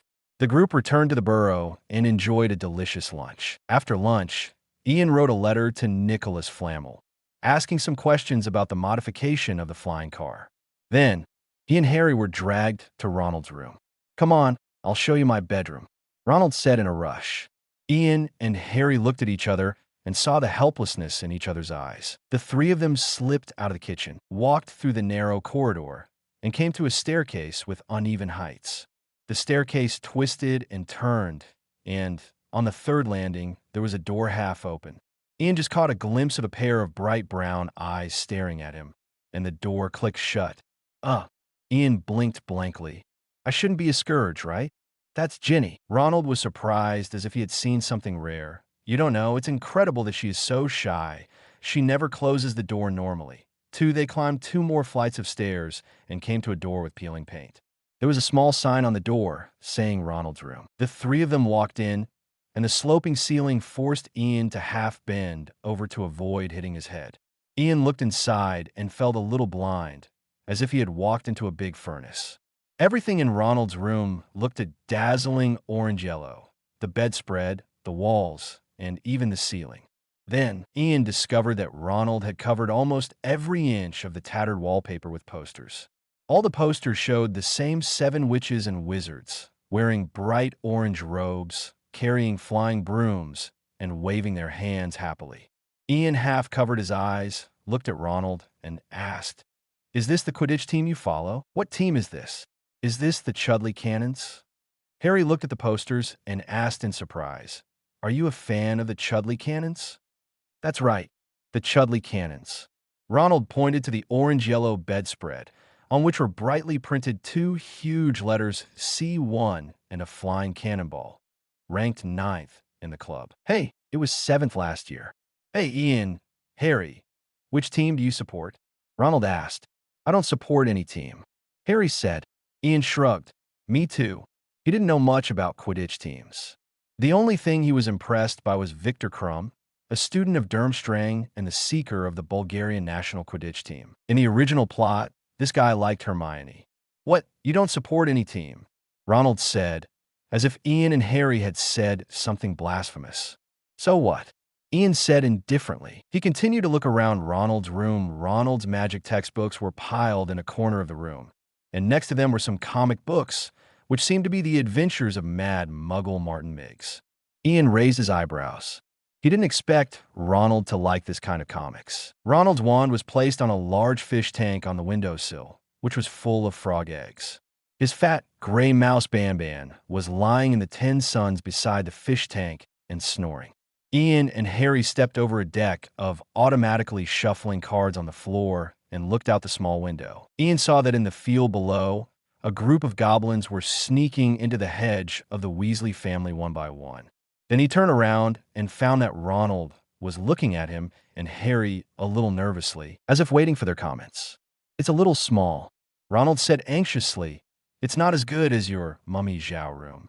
Above me is the attic where lives that ghoul who always knocks on the pipes." But Harry smiled happily and said, "No, this is the best room I've ever seen." Ronald's ears turned red. Ian also smiled. "Small also has its advantages. It looks like a secret base." "Really?" Ronald laughed happily. "Of course." Ian smiled and walked inside. He pretended to walk to Ban casually, and then accidentally knocked it off the windowsill. Squeak. "Oops. Sorry, Ban." Ian took the tissue next to him with an apologetic look, pinched Ban's neck with the tissue, and secretly exerted force. "I didn't mean it." Squeak. Ban's eyes widened. "It hurts so much. What is this Potter doing? He knows how strong his hands are." Chapter 92 Daily Life in the Burrow. Ronald came over quickly, took Ban, and looked it up and down. "Ian, be careful. I only have 1 pet. Don't worry. If he dies, I can give you another pet." Ian smiled and patted Ronald's shoulder, but the words he said made Ban feel gloomy and terrifying. "Anyway, he has lived for more than 10 years, right? By the way, is Ban a magical animal? Can it live that long?" Ban was so scared when he heard Ian's words that he didn't dare to play dead. "Did Potter see something?" "No." Ronald shook his head. "He is just an ordinary mouse." Bam Bam was originally my brother Percy's pet, but after my brother Percy became a prefect, my parents bought him a new owl, Hermes, and Bam Bam was given to me by Percy. Oh, it turns out to be just an ordinary mouse. Ian said meaningfully. Then you have to be careful. Mice can spread plague. Ronald was startled and quickly put Bam Bam in a cage beside him and locked him up. Should he be fine? Bam Bam looked healthy. Who knows? Ian said casually. Anyway, you should be careful. Don't forget the European plague in the 14th century. Rats are very dirty anyway. He sincerely hoped that Ronald would not have too much psychological shadow when he learned in the 3rd grade that his rat Bam Bam was an ugly middle-aged man. Should he be fine? Ronald was also startled. He quickly ran to the fish tank and looked at Bam Bam carefully. Bam Bam was shivering in the cage. He always felt that this Potter named Ian was targeting him. You sleep with him every day, at home and at school. Ian continued to threaten Ronald. Rats are omnivores. If he eats you while you are asleep one day, you'll be miserable. Ronald was relieved when he heard this. No, I don't sleep with Bam Bam. It always runs around at night and then reappears at dawn. Is that so? Ian looked at Ronald in surprise. He said that the twins had the Marauder's map in their hands, and they couldn't just watch their brother sleep with a person named Peter every day. This makes sense. It turns out that Peter Pettigrew never stays with Chwan at night. Come on, we should go down. Harry interrupted the conversation between Ian and Ronald. Didn't Fred say there was something fun waiting for us? Oh yes, we have to go down. Ronald was also reminded by Harry's words. He quickly stuffed Bam Bam's cage under the bed, and then took Harry and Ian out of the room.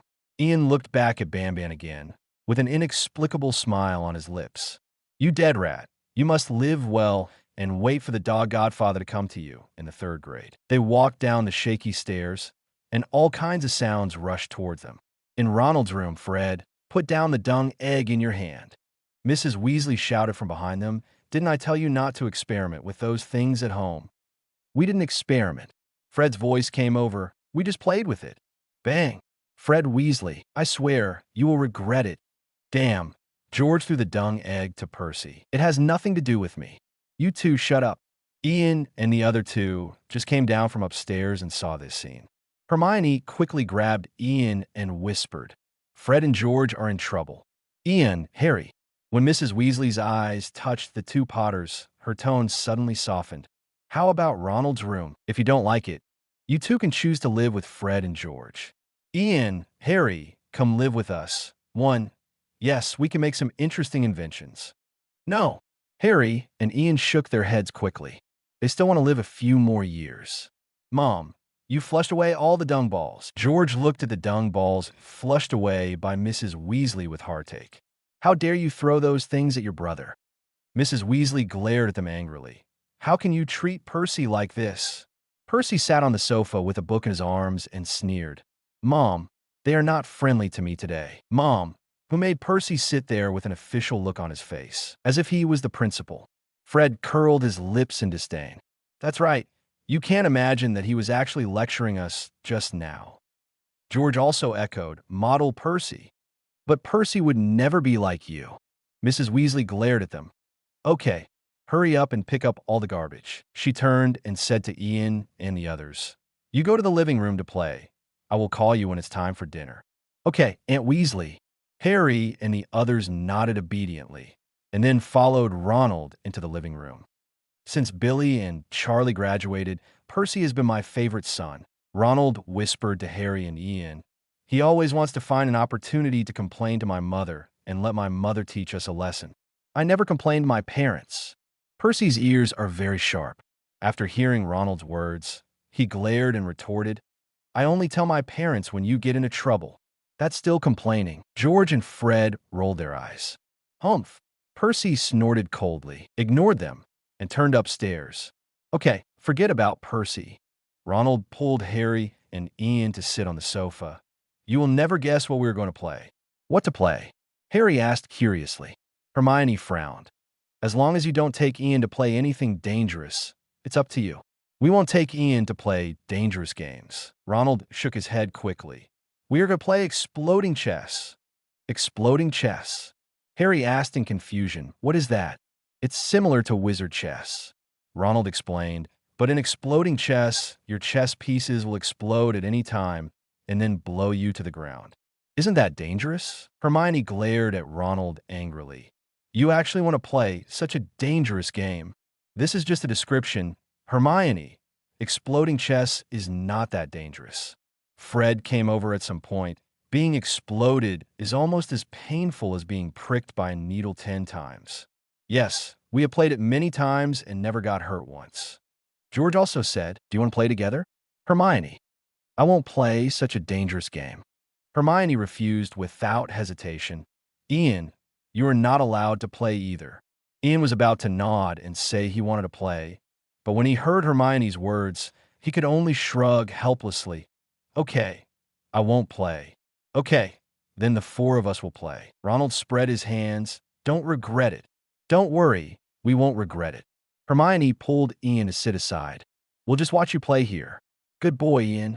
Hermione pinched Ian's cheek and smiled. We don't play dangerous games. 3. Why does it feel like Hermione is training him like a dog? Let's get started. As Ronald unfolded the chessboard, Harry, Ronald, Fred, and George began to play exploding chess. Every time they moved their chess pieces, they would look at the chessboard nervously, fearing that their chess pieces would suddenly explode. However, as Fred and George said, exploding chess is not that dangerous. Although their chess pieces would explode from time to time, it didn't hurt that much, or it was just a momentary pain. Ian watched from the side, feeling itchy and uncomfortable. Exploding chess was quite interesting, and he wanted to play it too. Hermione, I want to play too. Ian couldn't help but say. No, Hermione refused without thinking. It's too dangerous. But they all had a lot of fun. Ian looked at Hermione eagerly. I want to play too. Well, okay then. Hermione looked at Ian's pitiful appearance, and her heart softened and she agreed, but you have to be careful. Don't worry, I will be careful. Ian nodded quickly. He stood up and walked to the chessboard. Harry had just lost, so he gave his seat to Ian. Ian, you come and play? Okay. After Ian sat down, he began his explosive chess journey. His luck was pretty good. After several moves, the chess pieces did not explode. Just when he was about to win the game, his chess pieces suddenly exploded. With a loud bang, Ian's right hand seemed to be blown by a needle, and he shook his head in pain. Ian, are you okay? Hermione looked at Ian nervously. It's okay. Ian shook his head. It's just a little stinging, it's okay. Please give me flowers. I told you not to play, but you insisted on playing. Hermione blew Ian's hand distressfully and scolded. Does it hurt now? Hee, it's okay. Hermione, it's really okay. Ian smiled. Keep going. At Ian's strong request, they played until dinner time. It's time for dinner. Mrs. Weasley came out of the kitchen, looked at the 7 children in the living room, and said with a smile, How did you play? Very fun, Aunt Weasley. Ian said with a smile, Explosion chess is very interesting. As long as you like it. Mrs. Weasley nodded with a smile. Okay, let's go to dinner. The Weasley family's kitchen is very small, barely enough to squeeze in 9 people in the Weasley family. Now with Ian, Hermione, and Harry, it seems even more crowded. I'm so sorry, the house is too small. Mrs. Weasley looked at Ian and the other 2 with apology. Tomorrow, I will find a way to expand the kitchen a little bit. It's okay. Aunt Weasley, this is good. Ian and Hermione waved their hands at the same time. Yes, Aunt Weasley, we don't feel crowded. Harry also said, Well, if you feel uncomfortable, you must tell me. Mrs. Weasley smiled and nodded. Okay, let's eat. At the dinner table, Mrs. Weasley kept picking up food for Ian and the other 2, fearing that they would be embarrassed and dare not eat more. Zero, is Dad not back yet? Ronald asked while eating. He hasn't come back yet. I guess there is something else in the department that has delayed him. Mrs. Weasley explained, We don't have to worry about him. Let's eat first. Mrs. Weasley just finished speaking. The sound of the door opening came from outside, and then a tired voice sounded. Dear, I'm back. It's Dad who's back. Ginny jumped off the chair and trotted out of the kitchen. Soon, she walked in with a fat man with a bald head. Hi, kids. Mr. Weasley smiled and greeted Ian and the others. Uncle Weasley, good evening. The little wizards greeted him politely. Oh, this has been a rough night, Mr. Weasley muttered, reaching for the teapot. I searched 9 houses. Old Mundungus Fletcher tried to use magic on me while my back was turned. Mr. Weasley took a big sip of tea and breathed a sigh of relief. Did you find anything, Dad? Fred asked anxiously. Only a few shrinking house keys and a biting kettle. Mr. Weasley yawned and said, There are some very troublesome things, but they are not under the jurisdiction of my department. Some very strange ferrets were found in Mortlake's house. He was taken in for questioning, but that is the business of the Spell Experiment Committee, thank God. Harry asked curiously, Shrunk keys? Why would anyone make shrunken keys?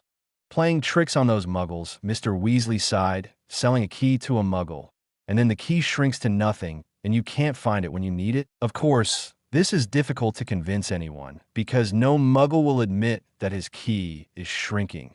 They will insist that the key is lost. These muggles, they can always turn a blind eye to magic, is clearly in front of them. But the things that our people have enchanted, you can't believe it. For example, the flying car. Ian said, That's right. Mr. Weasley smiled. Ian, I haven't asked you yet. How was the transformation going? I added an automatic patrol device to it. If no one uses it for 24 hours, it will automatically return to the burrow.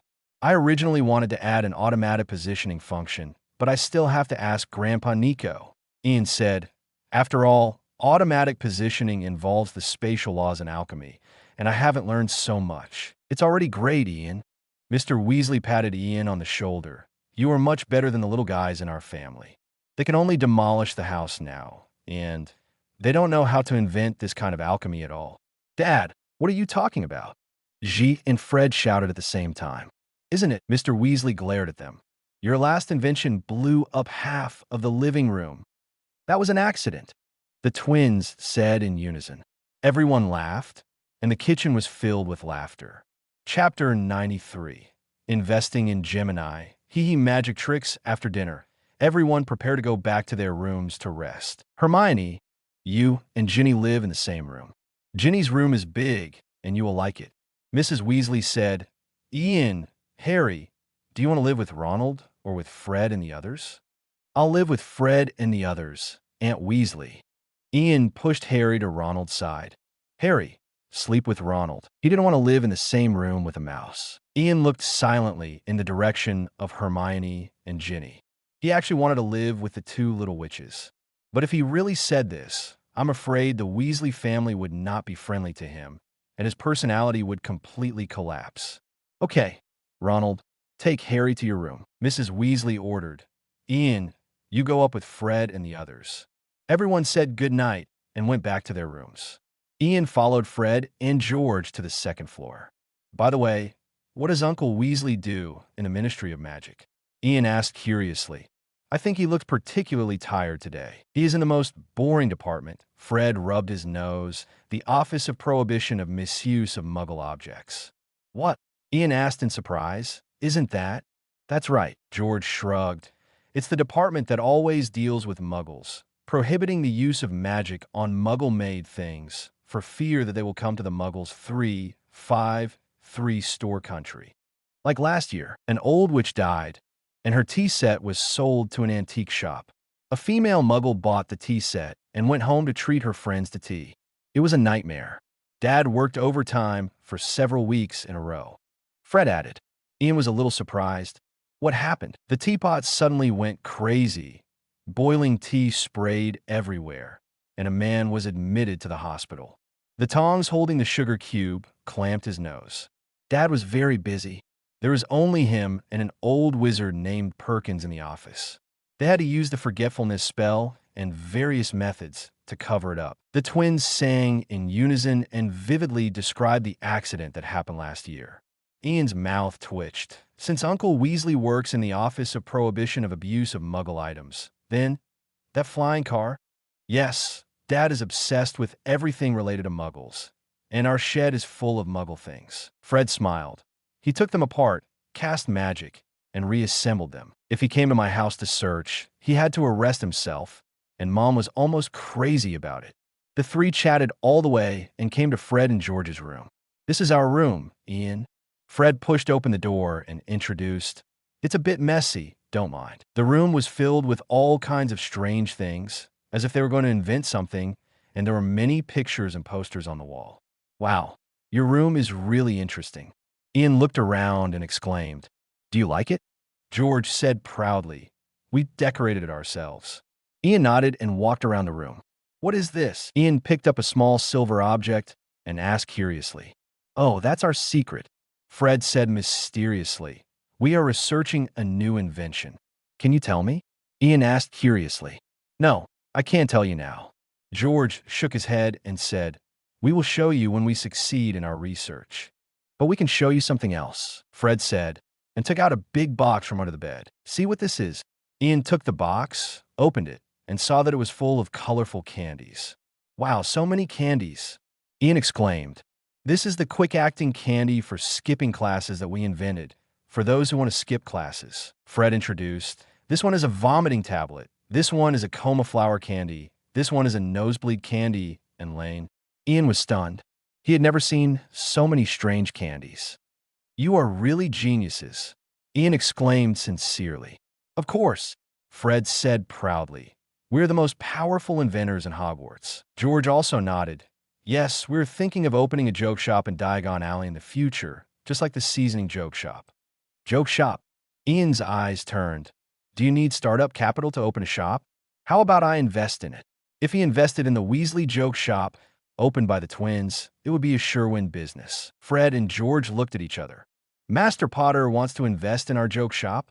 "Of course, if you're willing, you can open a shop in Diagon Alley now. You provide the technology, and I provide the money." Ian smiled and said, "How about we split the profits 40 to 60? You get 40 and I get 60. And you don't have to worry about no one to look after the store while you are in school. I will hire someone to look after it." Fred and George were obviously moved by Ian's proposal. They looked at each other and nodded. "Deal." Ian's mouth curled up and he stretched out a hand. "Then I wish us a happy cooperation." Fred and George also stretched out their hands, and the three hands were tightly clasped together. "Happy cooperation. Tomorrow, I will write a letter to my house elf and ask him to find someone to find a store in Diagon Alley, a good location." Ian said, "Don't worry. Lombard is very reliable. He will take care of it all." "Great, Ian." Fred and George jumped up excitedly. "We can make money on our own soon.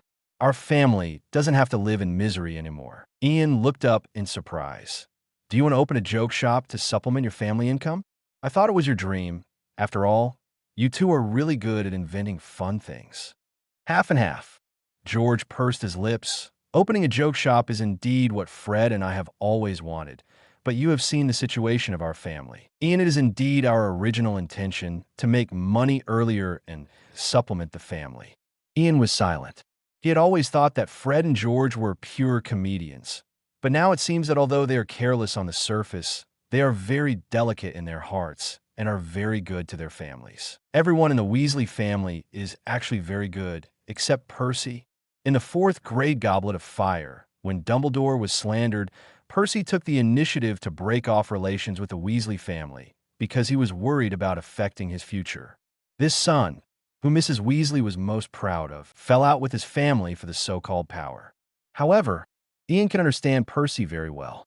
After all, who doesn't want to stand out? Especially the Weasley family is pure-blooded, but it is inferior to the other 27 families for no reason. But understanding is understanding. Ian does not agree. It is not wrong for people to want to move up, but like Percy, who can abandon his family for the so-called power, Ian really looks down on it. But fortunately, Percy is not so cold-blooded. He is still a qualified Weasley, a Weasley who loves his family. In the final battle, Percy woke up in time, fought against the Death Eaters, and protected his family. "Ian, what are you thinking about?" Fred stretched out his hand and waved it in front of Ian. "You are so absent-minded." "Nothing." Ian came back to his senses and smiled. "I was thinking that when our joke shop opens, the business will be very hot. At that time, you can buy whatever you want for your family." "You are right." George clenched his fists, with a firm light in his eyes. "We will definitely make the joke shop a booming business." "Then let's give the joke shop a name." Fred touched the shoulders of the two. "Since Ian is joining, let's give it a new name to represent the three of us." "Okay," Ian nodded, "but I haven't thought of a specific name yet." Do you two have any ideas? How about calling it Weasley and Potter's Joke Shop? George suggested. It's too long. Ian shook his head. And it's too direct. It doesn't reflect the characteristics of our store. Indeed, Fred touched his chin and thought, call it the Happy Laughing Joke Shop? Even weirder, Ian said speechlessly, and it sounds so tacky. George and Fred looked at each other, and then looked at Ian together. Otherwise, the name of the store is left to you. Ian, we trust you. Then how about? Ian pondered for a while and said, a magic trick shop? How about it? It's okay, one not bad. The twins pondered for a while, and then said, this name is catchy, so let's use this one. Great. Our store has a name. Okay, let's go. Ian decided. Our store name is a Magic Trick Shop. In the next few days, Ian wrote a letter to Lombard, asking him to help find a suitable store in Diagon Alley. And Fred and George began to prepare for various matters for the opening of the new store, such as what products to put on, how much the products are priced, and the decoration of the store. Ian used his influence to promote the joke shop that the three of them had opened in Hogwarts. Although the shop had not yet opened, many people had already expressed strong interest. Life at the Burrow was different from life at Privet Drive and life at Manscott. The Dursleys liked everything to be in order, the Grangers were a cozy little home, and the Weasleys were full of magic and surprises. The mirror on the kitchen mantelpiece scared Ian and the other two, especially Harry. When he looked in a mirror for the first time, the mirror suddenly shouted, tuck your shirt into your waistband, you're sloppy. But Ian liked this mirror very much because it always told the truth. Orange hair, green eyes, impeccable, you're so handsome. Are you really brothers with that sloppy little boy just now? I don't think so. Whenever the ghouls in the attic felt that the house was too quiet, they would howl loudly and clang the pipes.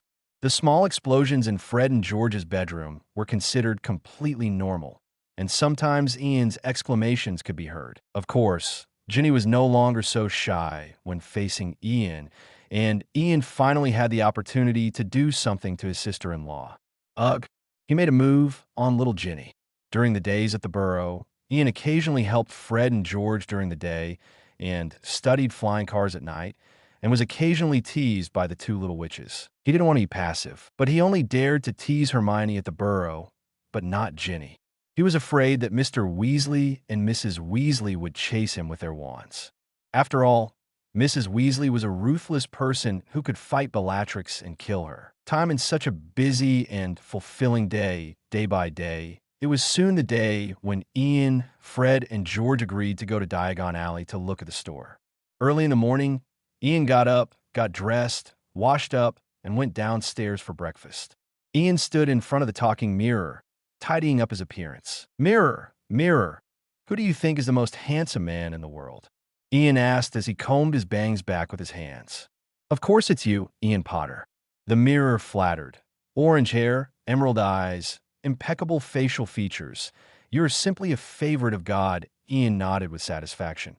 Yes, I like to hear you tell the truth. Chapter 94.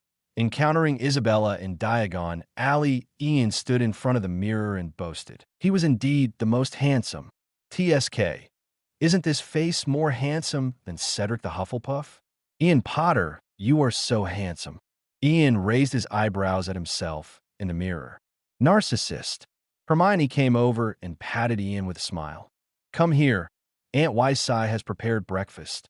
What narcissist? I'm not telling the truth. Ian turned his head and looked at Hermione with a smile. Am I not handsome? You are the most handsome. Hermione shook her head helplessly and pulled Ian to the dining table. Hurry up and eat breakfast. Handsome boy. If you don't eat it, it will get cold. Okay. Ian smiled and sat down at the dining table and began to enjoy the delicious breakfast bed. After breakfast, the Potter family's house elf, Lombard, came to the Burrow to pick up Ian and the other two. Ian, is this your house elf? Hermione looked at the neatly dressed Lombard in front of her and asked curiously, why does it look different from other elves? 1. Miss Hermione. Lombard bowed slightly to Hermione and greeted politely. Because when Master James and Madame Lily were alive, they didn't like the house elves to wear tattered clothes, so they asked us to dress better. So that's it.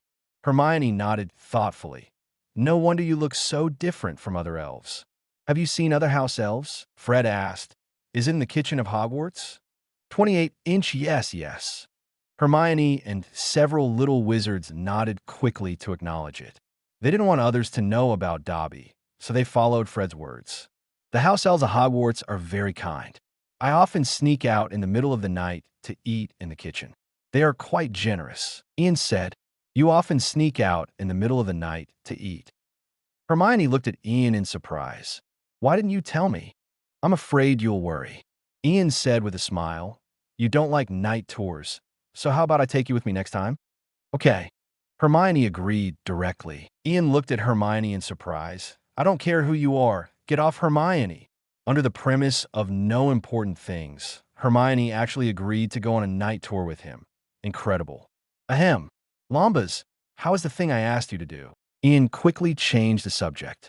It's done, Master Ian, Lombard said respectfully. The store in the corner of Diagon Alley has been bought by Guiyao. Lombard said, handing over a piece of parchment. Ian took the parchment, looked at it, and then put it away. Great, Lombard, you did a good job. Ian patted Lombard's shoulder with satisfaction. Lombard's face flushed with excitement. It's my honor to serve Master Ian.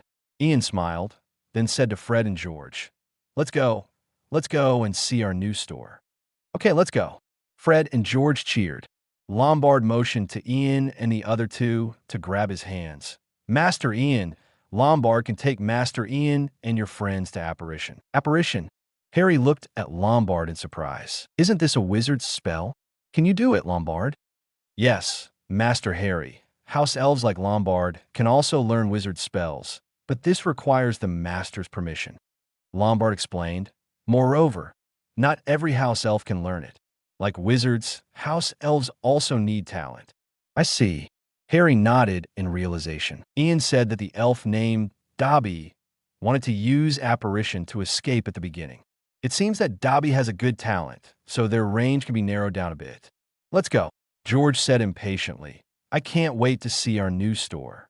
Ian and Fred laughed when they heard it, and then the three of them grabbed Lombard's hand together. Lombard chanted a spell, and the next second, the four disappeared in the burrow. When they stepped on the ground again, they had already arrived at the corner house. There are so many people today. Ian looked at the bustling crowd around him and couldn't help muttering. Yeah, school is about to start. Of course there are more people, Fred said, urging, Let's go check out the shops. Ian nodded, and Fred, George, and Rembal walked towards the shop. They passed through the crowded crowd and finally came to a shop next to Flourish and Blots. This location is pretty good. George looked at the shop in front of him and nodded with satisfaction. Next to his Flourish and Blots. Parents of students will definitely come to buy books. In this way, they may notice our shop. That's right. Ian nodded in agreement, then pushed open the door of the shop. Let's go in and take a look. The space inside the shop is quite large, but it is covered with dust, and the furnishings inside are all tattered. This place has been abandoned for a long time, Lombard explained, but as long as it is well renovated, it will definitely be brand new. Yes, if it is well renovated, it will definitely be a good shop. Ian looked around and nodded with satisfaction. Then how should we decorate it? Fred asked. Splendid like Gringotts, or simple and generous like Flourish and Blots? I think we have to decorate it with personality, George said thoughtfully, so that we can attract customers. Yes, people have to remember our shop at first sight. Ian nodded in agreement. Fred rolled his eyes and suggested, How about we pretend that the three of us are saluting? This way, others will definitely find it interesting. That's a good idea. George's eyes lit up when he heard it. This way, it will be hard for others not to remember our store. Thinking that his handsome face would become funny, Ian felt bad and quickly refused. No. Just make one for you two, no. You two look the same. Just make one and put my super large poster indoors. How can that be? Ian, you're the boss of our store. How can I not show you? Fred said with a smile. Besides, you are so handsome, you will definitely attract a lot of female customers. Ian rolled his eyes when he heard it. Thank you. Okay. Then let's put the portrait of Master Potter indoors, George said. And this portrait should be painted a little bigger so that it can show the identity of our Master Potter. You guys can do it. Ian waved his hand helplessly. I'll leave the decoration to you. I have no objection. As long as he can maintain his handsomeness and respectability, the twins can do whatever they want. Don't worry, Ian. We will definitely decorate our store beautifully. Fred and George patted their chests and promised. Well, then it's up to you. If you have any questions, just discuss it with Lombard. Ian said, taking out a bag of gold galleons from his pocket. This is the cost of decoration. If it's not enough, go directly to Lombard. Mr. Weasley, please rest assured that Lombard will supervise the decoration workers to decorate the store. Lombard also said quickly. Fred took the bag and weighed it, then nodded with satisfaction. Don't worry, Ian. Just wait for good news. Ian nodded and then said, Then you stay here. I'll go buy some things and go back together later. Okay, go ahead. Fred and George waved. We are here. Ian heard that and said nothing more, turned around and left the store. Looking at Ian's back, Fred and George smiled at each other and then began to plan the decoration of the store. Here, put a product display cabinet and put all our latest products on it. And here, you can put a magic prop experience area so that customers can experience our products in person. By the way, we have to make a rest area so that customers can sit down and rest when they are tired. That's right. Our store will be perfect. Fred and George discussed the decoration of the store with great interest. On the other side, Ian came to the cold drink shop in Diagon Alley Floor Cold Drink Shop. Your new product here is the cherry jam cream ice cream. Give me 3 servings. Ian said to the waiter in the store. Ian remembered that Hermione wanted to try the new product of this store, and a portion of it was very good. He couldn't favor one over the other, and he also wanted to capture Ginny, so she had to have one too.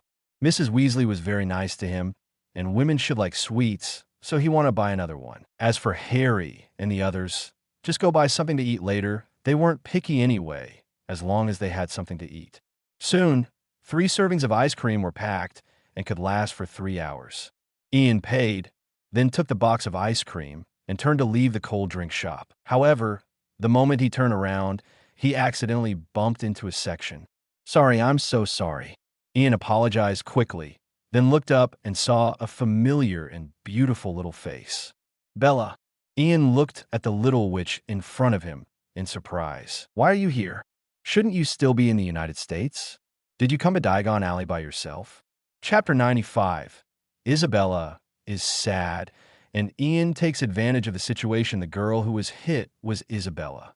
When she saw Ian, for some reason, her eyes suddenly turned red, as if she had seen the most trustworthy person. Ian, what happened? Did I hurt you? I'm sorry, Bella. Ian looked at Isabella's tearful face and panicked. Come on, sit down first. Let me see where you hit. Isabella shook her head. I'm fine, Ian. I'm glad you're okay. Ian breathed a sigh of relief and then asked, You haven't told me yet. Why did you come back now? There is still half a month before the end of school. What happened? Isabella listened to Ian's gentle inquiry. Her eyes became redder. She lowered her head and whispered, I want to go out by myself. I probably won't go back to America in the future. I will stay in the UK forever. Not going back. Then Uncle and Aunt. Ian asked in surprise. Mom and Dad, Isabella said, suddenly threw herself into Ian's arms and burst into tears. They're divorced. Ian, I don't have a complete family anymore. Ian was stunned when he heard this, and then gently patted Isabella's back. Don't cry, Bella. I'm here. Ian never thought that the reason Isabella returned to the UK was because her parents were divorced. In his memory of Twilight, the heroine Bella's parents were indeed divorced, and they had been separated for many years. But Ian didn't expect that this happened to happen to him. Is it not good for him to take advantage of the situation now? No, he is trying to comfort her. How can he take advantage of the situation? Looking at Isabella, who was crying breathlessly in his arms, Ian knew that now was not the time to think about these things. He had to comfort the little witch first. Ian gently patted Isabella's back and said softly, It's okay, Bella. You still have me. I will always be with you. With Ian's comfort, Isabella gradually stopped crying. She raised her head from Ian's arms and looked at Ian with tears in her eyes. Ian, okay, let's not talk about it for now. Let's find a place to sit down and talk slowly. Ian interrupted Isabella and helped her stand up. Ian looked at the floor and cold drink shop next to him. Shall we go sit in the shop for a while? Isabella nodded and followed Ian into the cold drink shop.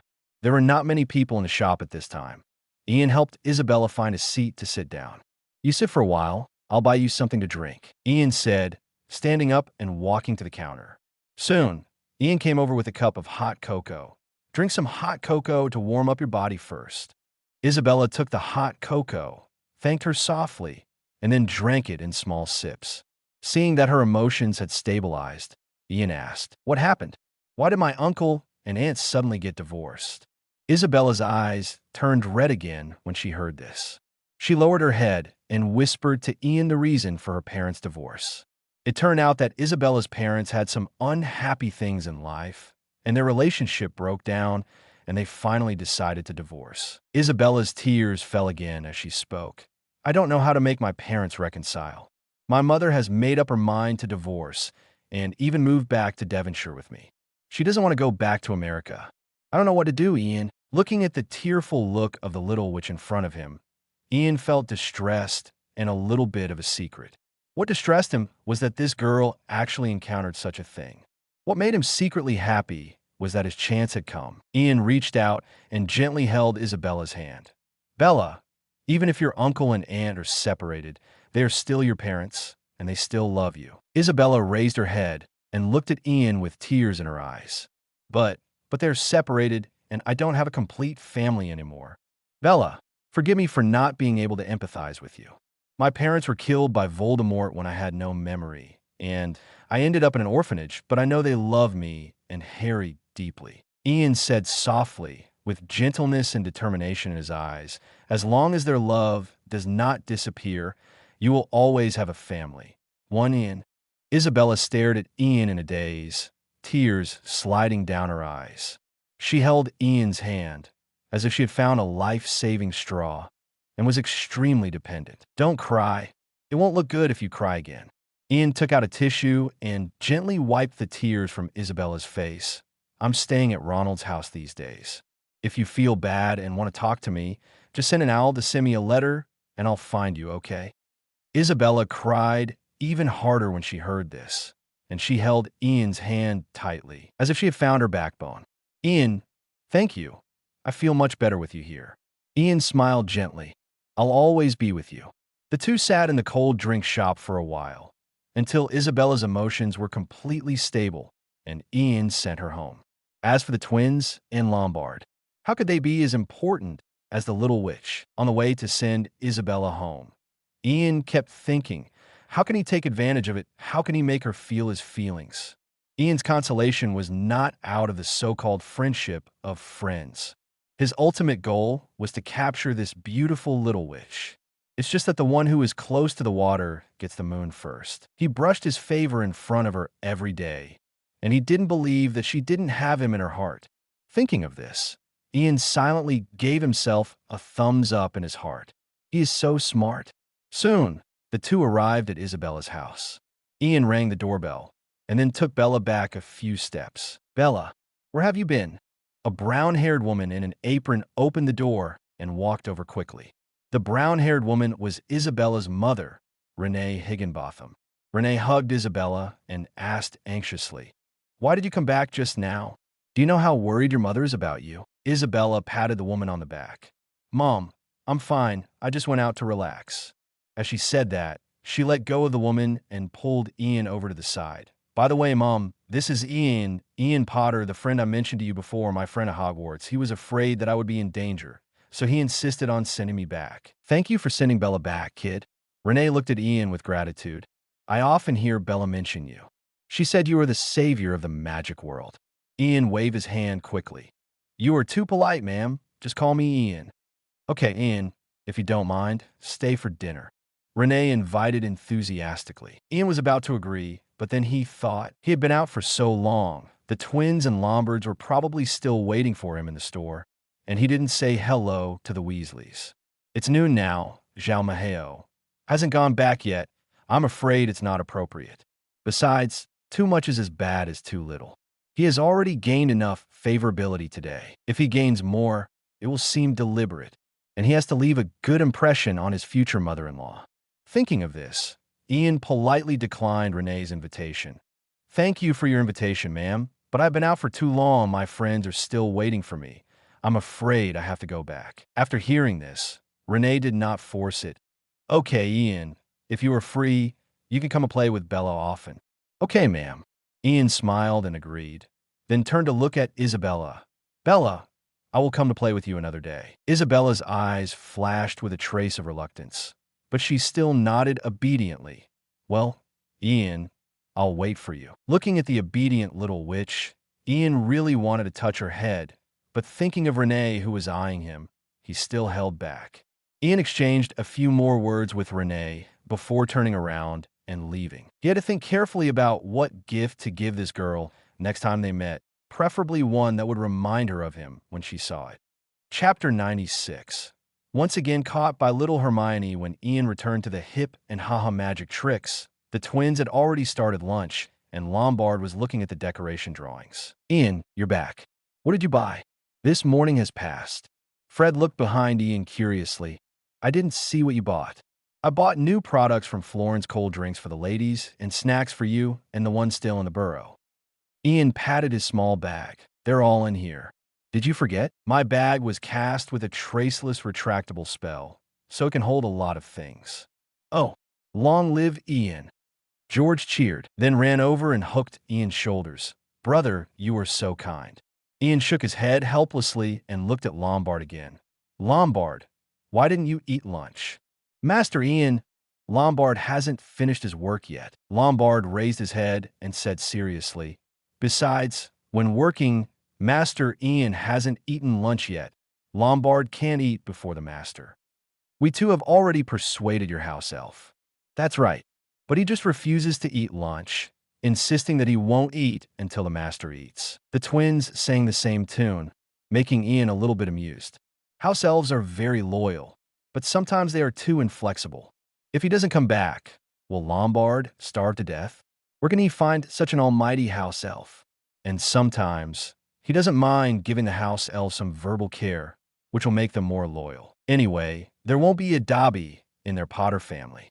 Thinking of this, Ian looked at Lombard and said seriously, "Lombard, remember, this is my order. From now on, as long as it is time for dinner, no matter whether you have finished your work or not, no matter whether I have eaten or not, you must eat on time. Understand?" Master Ian is such a good man, so concerned about Lombard. Lombard will definitely follow Master Ian's orders. Lombard was moved to tears, and he vowed to serve Supervisor Ian more wholeheartedly. Ian looked at the house elf in front of him and sighed helplessly. "Okay, Lombard, have lunch quickly, take us back to the burrow after eating, and then you can get busy with your work." "Yes, Master Ian," Lombard responded loudly, then picked up the sandwich next to him and ate it in big mouthfuls. Ian nodded with satisfaction, picked up a sandwich, and sat next to the twins. The biggest advantage of house elves is that they listen to their masters. After lunch, Lombard took Ian and the twins back to the burrow. After returning to the burrow, Ian distributed cold drinks and snacks to everyone and received a lot of thanks. He sat on the sofa, enjoying everyone's thanks and praise, while silently giving himself a thumbs up in his heart. Hermione quietly hooked Ian's little finger and whispered, "I just casually said that I wanted to try the new products of Florence Cold Drink Shop. Why do you take it so seriously?" Ian glanced at Ginny, who was happily chatting with Ronald in the distance, and responded in a low voice, "I always take your words to heart. As long as you want, even if it is a dragon, I will catch it for you." Hermione heard this and chuckled. "You were just bragging. Dragons are forbidden by the Ministry of Magic. Who dares to raise them? Well, except Hagrid." Hermione suddenly felt a little funny when she thought of Hagrid. She forgot that Hagrid wanted to raise Norbert in the Forbidden Forest. Ian looked at Hermione, who was giggling, and thought she was so cute, so he couldn't help but reach out and gently pinch Hermione's face. Hermione's face turned red when she was pinched. She secretly looked around and saw that no one noticed their little action, so she was relieved. Then she turned her head and glared at Ian in shame and anger. "What are you doing? This is someone else's house. Everyone is still here." I know. I'll pay attention next time. Ian looked at Hermione's shameful look and thought she was even cuter. So he reached out and pinched Hermione's face again. But you are really too cute. I couldn't help it. Huh. Hermione snorted and then suddenly smelled something and her nose shrugged. Who did you meet in Diagon Alley? Hermione approached Ian and smelled it, then straightened up. She stared at Ian's eyes with burning eyes, like a beautiful wife who found out that her husband was cheating on her. Ian secretly groaned. He could smell this? Hermione's nose is too sharp, isn't it? He smiled awkwardly and explained guiltily. Didn't Ginny hug me just now? The perfume on her body may have accidentally stained me. Ginny doesn't smell like this. Hermione wrinkled her nose, then stretched out her hand to grab Ian's ear, gritted her teeth, and said, Ian, you lied to me again. Ouch. It hurts. It hurts. Ian immediately bared his teeth and screamed. Hermione, let go, I was wrong. I'm telling the truth. Humph. Hermione snorted lightly, but the strength in her hand was much looser. She let go, then crossed her arms and looked at Ian coldly. Tell me, what's going on? Ian rubbed his ears that were red from being pulled by Hermione, then sighed. Alas, I'm just afraid that you will be angry. I'll be even angrier if you don't tell me. Hermione glared at Ian. Tell me now. Okay, I'll tell you. Ian said quickly. I just ran into Isabella in Diagon Alley. She was feeling a little down about something, so I comforted her. The perfume on her body might have accidentally rubbed off on me. After Ian finished speaking, he secretly glanced at Hermione and was relieved to see that her expression had eased. When will he be able to stand up with a red flag flying at home and colorful flags flying outside? Hermione snorted. I'm not angry, but who told you to lie to me? Ian was speechless for a moment. He couldn't say it. He was afraid that Hermione would be jealous of others, right? I was wrong. Ian looked at Hermione and said seriously, I promise I won't lie to you again next time. Hermione's expression softened after hearing this. You said it. If I find out you lied to me again, you could do whatever you want. Ian said. Hermione nodded with satisfaction. Ginny, who was far away, looked at Hermione and Ian, who were talking happily, and her eyes dimmed a little. Does Ian like Hermione? Does she have no chance? Ginny couldn't help feeling sad when she thought of this. She lowered her eyelids to hide the sadness in her eyes.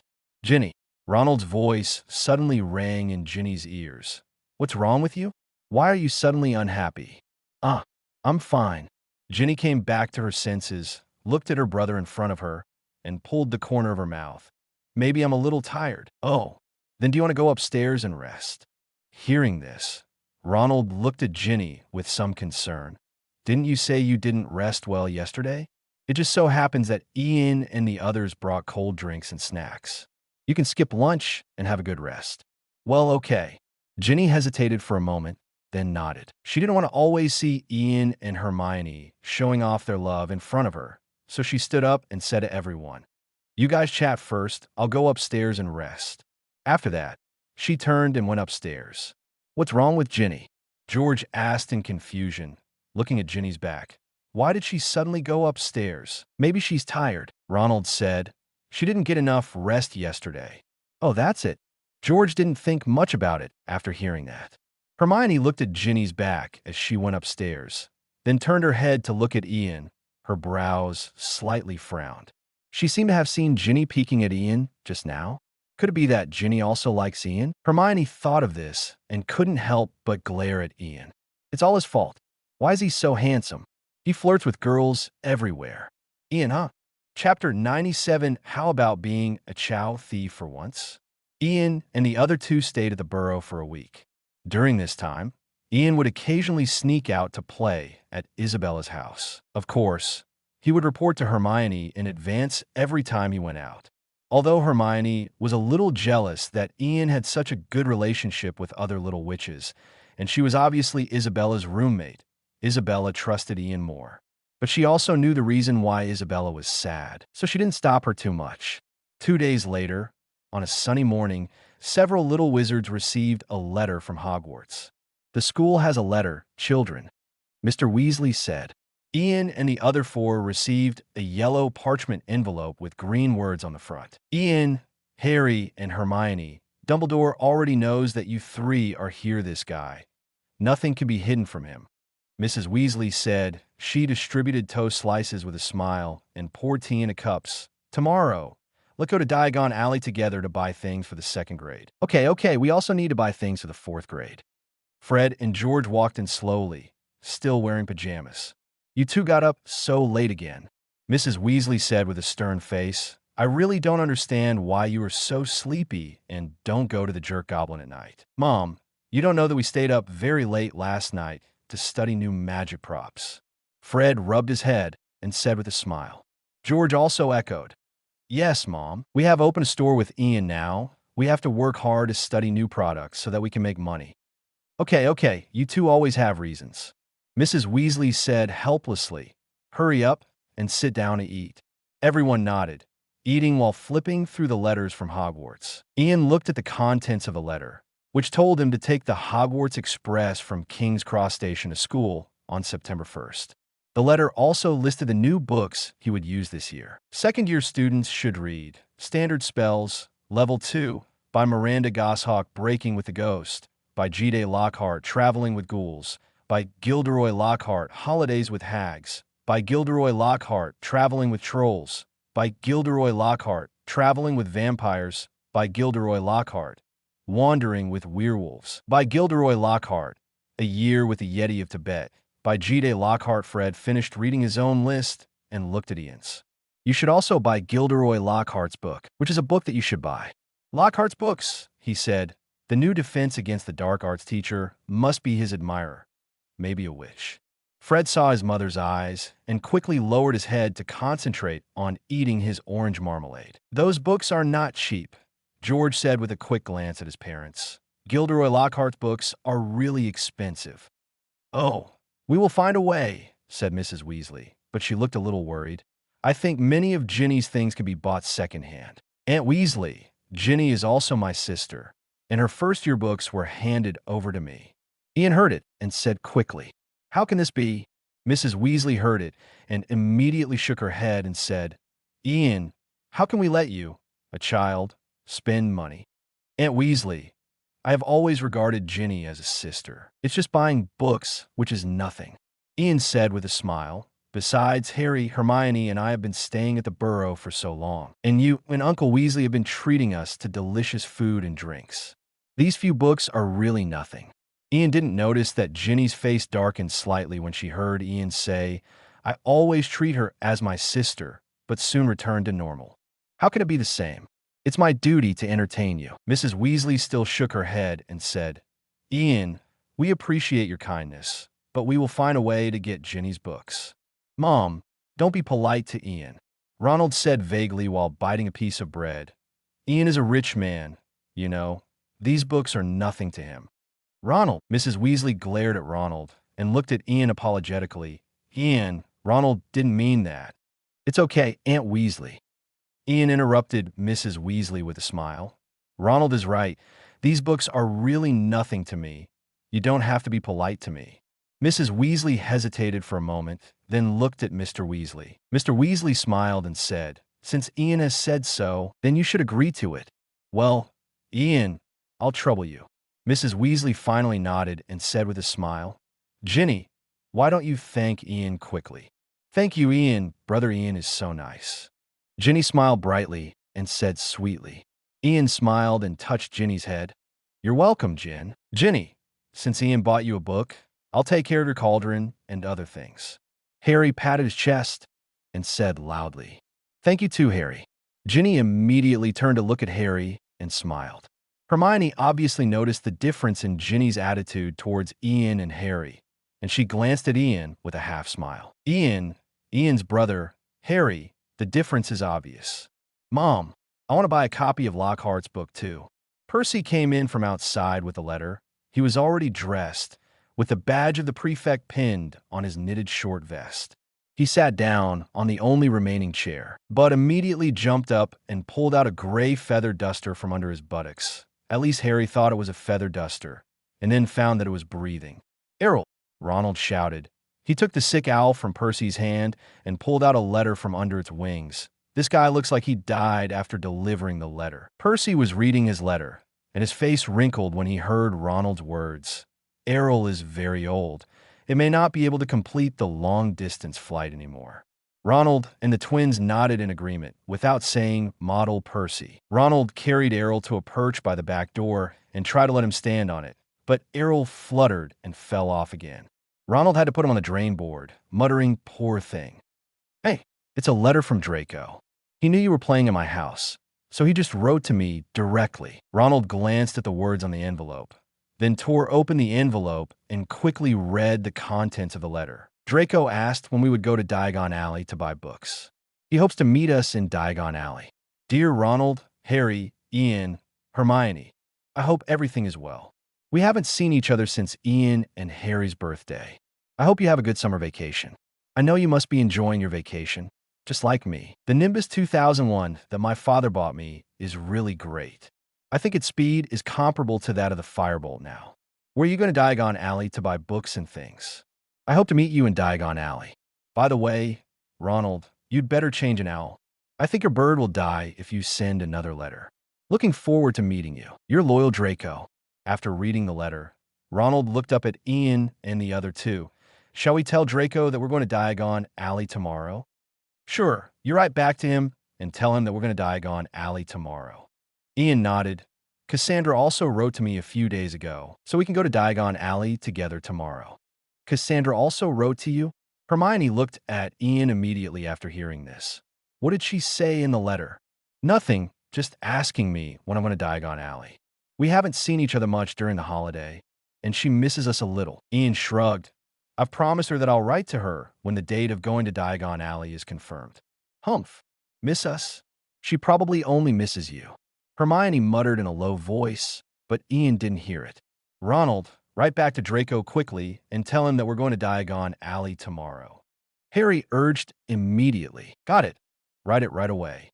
Ronald said, taking out a piece of parchment and a quill from his school bag, and started writing quickly. Ian also took out a piece of parchment. He also wanted to write to Cassandra, and Isabella. The two little witches must miss him.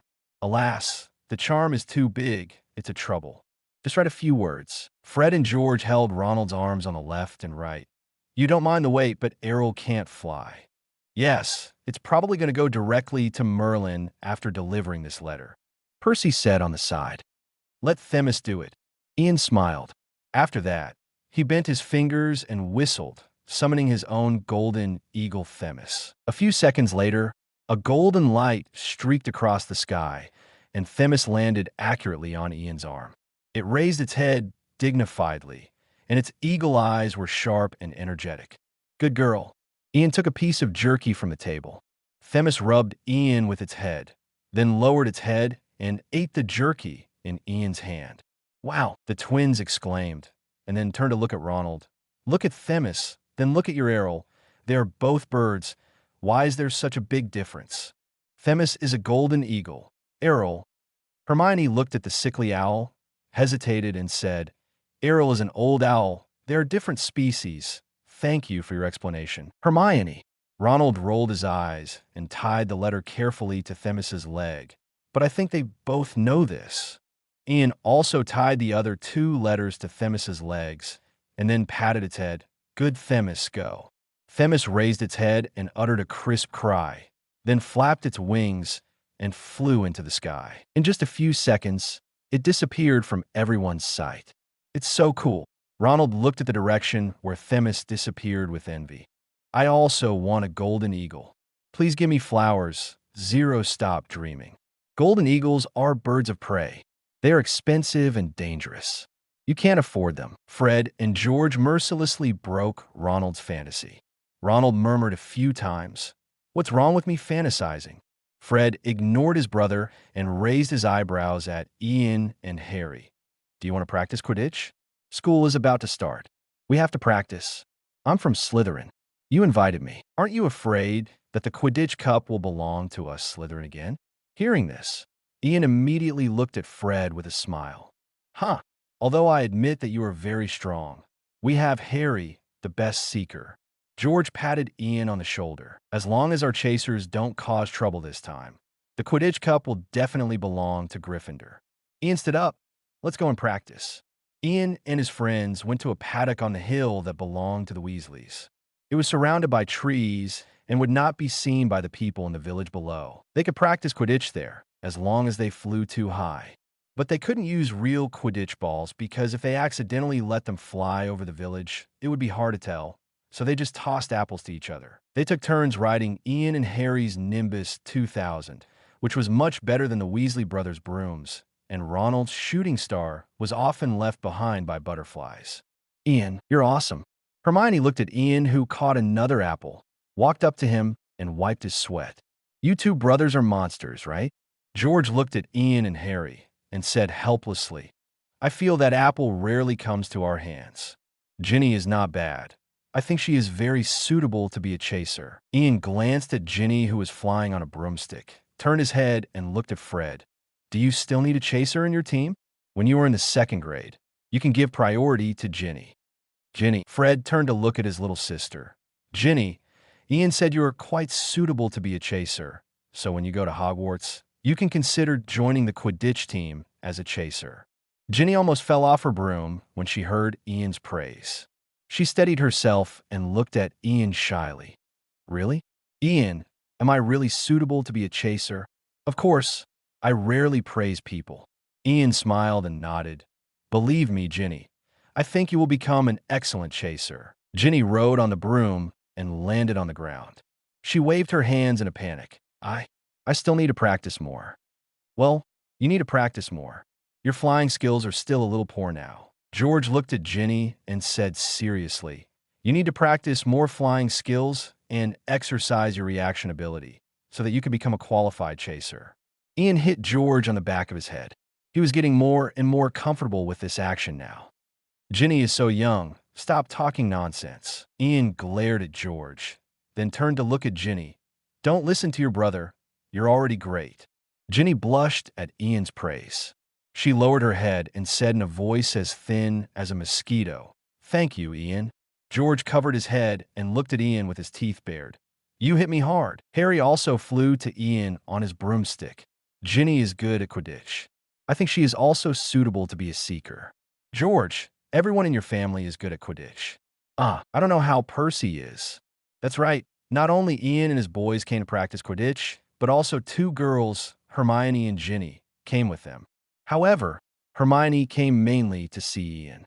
They wanted to invite Percy to go with them, but he said that he didn't have time. It can be said that up to now, Ian and the other 2 can only see Percy when they are eating. He plays well, but his brain is not very bright. Hearing this, Fred said with some disgust, I don't know what he thinks. He actually likes to be a class leader. It's so stupid. Besides, we really want to know what he is doing. George also frowned and said, he has been very abnormal recently. He got his test results the day before you came. He got 12 OWL certificates, and I didn't see how he got them.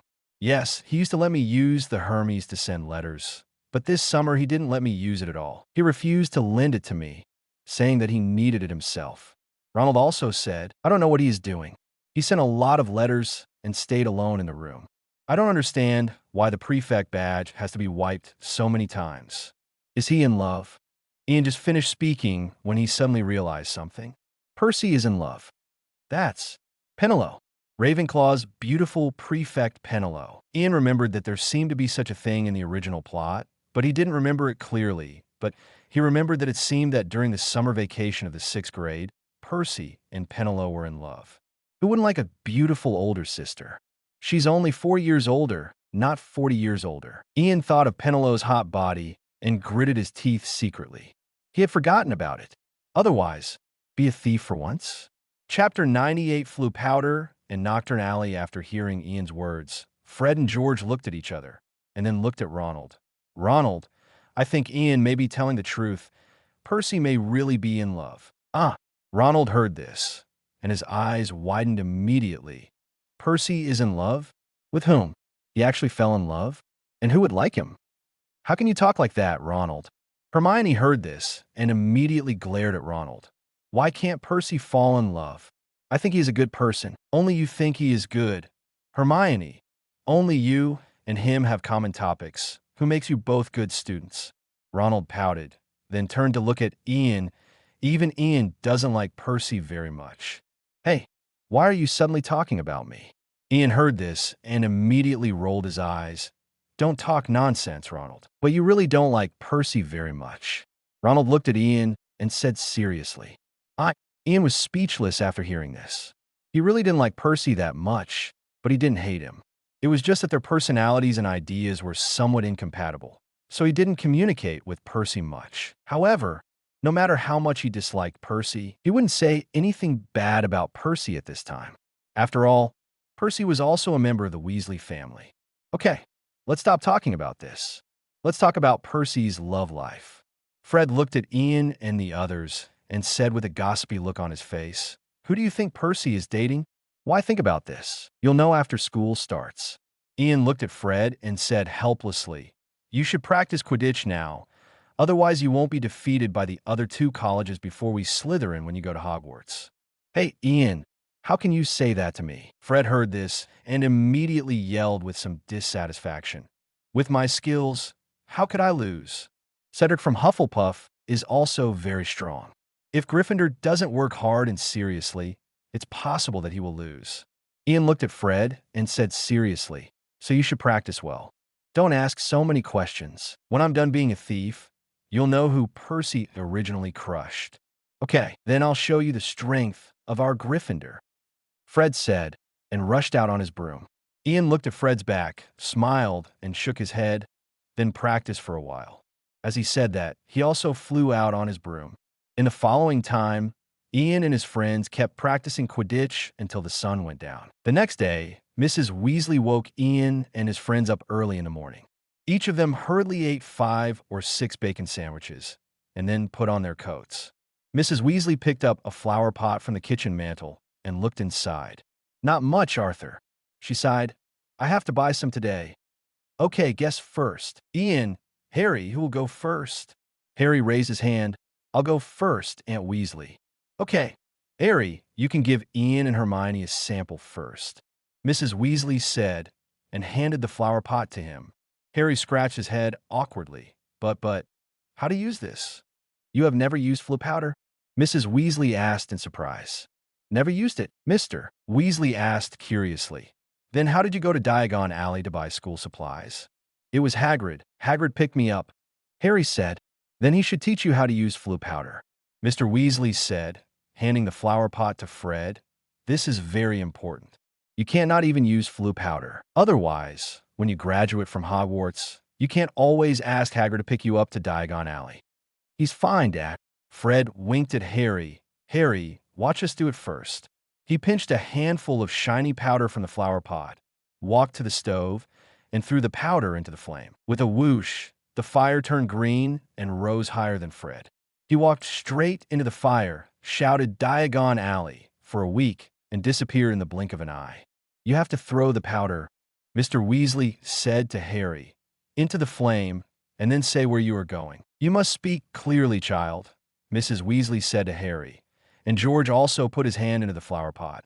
"Also, don't walk too fast, and don't say the place name vaguely, otherwise it's easy to go to the wrong place." "Don't go wrong?" Harry asked nervously. The flames roared up and also circled the incurable. "You know, there are many kinds of magic fire. You have to choose the right one. But as long as you speak clearly, you'll be fine, Molly. Don't be nervous," Mr. Weasley said, while also getting the Fleur powder. "But dear, if he gets lost, how can we explain to his Granger couple?" "Aunt Weasley, don't worry. I will be fine." Harry patted his chest and said confidently, "I already know how to use it." Then, "Okay, you walk behind Arthur," Mrs. Weasley said. "Remember, once you walk into the fire, say where you're going, hold your elbows tight." Ronald taught him. "Close your eyes," Mrs. Weasley said. "There's soot. Don't move," Ronald added, "or you might fall out of another fireplace. But don't panic. Don't come out too early. Wait until you see Fred and Zedge." Harry tried hard to remember all this in his mind, reached out and took a pinch of Fleur powder and walked to the flame. Harry took a deep breath, sprinkled the powder into the fire, walked forward, The flame was like a gust of hot wind. He opened his mouth and immediately inhaled a large mouthful of hot ash. Yes, yes, Diagon Alley. He coughed. Ian looked at Harry, as if he was sucked into a huge socket. The whole person quickly disappeared in the flames. Is he okay? Hermione looked at Mrs. Weasley nervously. It's okay, look, he has arrived safely in Diagon Alley. Mrs. Weasley pointed to the fireplace and saw that the flame in the fireplace gradually returned to normal. Who's going next? Mrs. Weasley looked at the remaining people and asked. I'll do it. Ian took a step forward, followed the example of the person in front of him, picked up a pinch of Fleur powder from the flower pot, and threw it into the flame. Diagon Alley. He walked into the green flames and disappeared from everyone's sight in the blink of an eye. Ian felt as if his body was spinning rapidly, and the whistling sound beside his ears was deafening. He tried desperately to open his eyes, but the swirling green flames made him dizzy. Something hard hit his elbow, and Ian clamped his arms tightly, still spinning and spinning. Now it seemed like a frozen hand was slapping his cheek. Ian squinted and saw a series of furnace doors flashing by and vaguely glimpsed the room outside the fireplace. It's amazing. I don't know how the Ministry of Magic covered the whole of Britain with the Fleur network, which is much more convenient than the subway for muggles. Ian was still thinking and felt his legs being pulled suddenly. His knees softened and the whole person almost fell to the ground. But fortunately, he reacted quickly and stabilized his body quickly. The image is maintained. He squinted his eyes and looked around, and found that he had arrived at Diagon Alley. Ian, have you seen Harry? A concerned voice came from his ear. Ian turned his head and saw that it was his companion. Harry? Shouldn't he have arrived long ago? Ahead of me? Ian asked in a puzzled manner. Ian knew that Harry might have arrived at Knockturn Alley, but he was not worried about Harry. His cheap brother had the aura of the protagonist and would not die. Yeah, we arrived earlier than him, but we don't know where this kid ran to. We waited for a long time, but didn't see him come out. George frowned and said, could he have gone the wrong place? Ian guessed. It's possible. After all, this kid used Fleur powder for the first time. George said anxiously, we have to find him. Mr. Weasley also realized that something was wrong and walked over quickly. What's wrong? Where's Harry? Dad, Harry might have gone to the wrong place. George told Mr. Weasley what happened. This kid, he had a problem the first time he used Fleur powder. Mr. Weasley shook his head. Let's split up and look for him. Wait until Aunt Weasley and the others come, and then look for him together. Ian pretended to be anxious and said, people, pictures, history, crystals. A few minutes later, Mrs. Weasley and others also came to Diagon Alley. After hearing the news that Harry 1.0 might be lost, everyone was anxious and said they would go out to look for Harry. After everyone agreed on a meeting place, they went their separate ways to look for Harry. As Ian said, Harry went to Knockturn Alley. Harry didn't know where he was, but he was sure he was lost because there was no one there. He seemed to be standing in a stone fireplace in a spacious and dim wizard shop.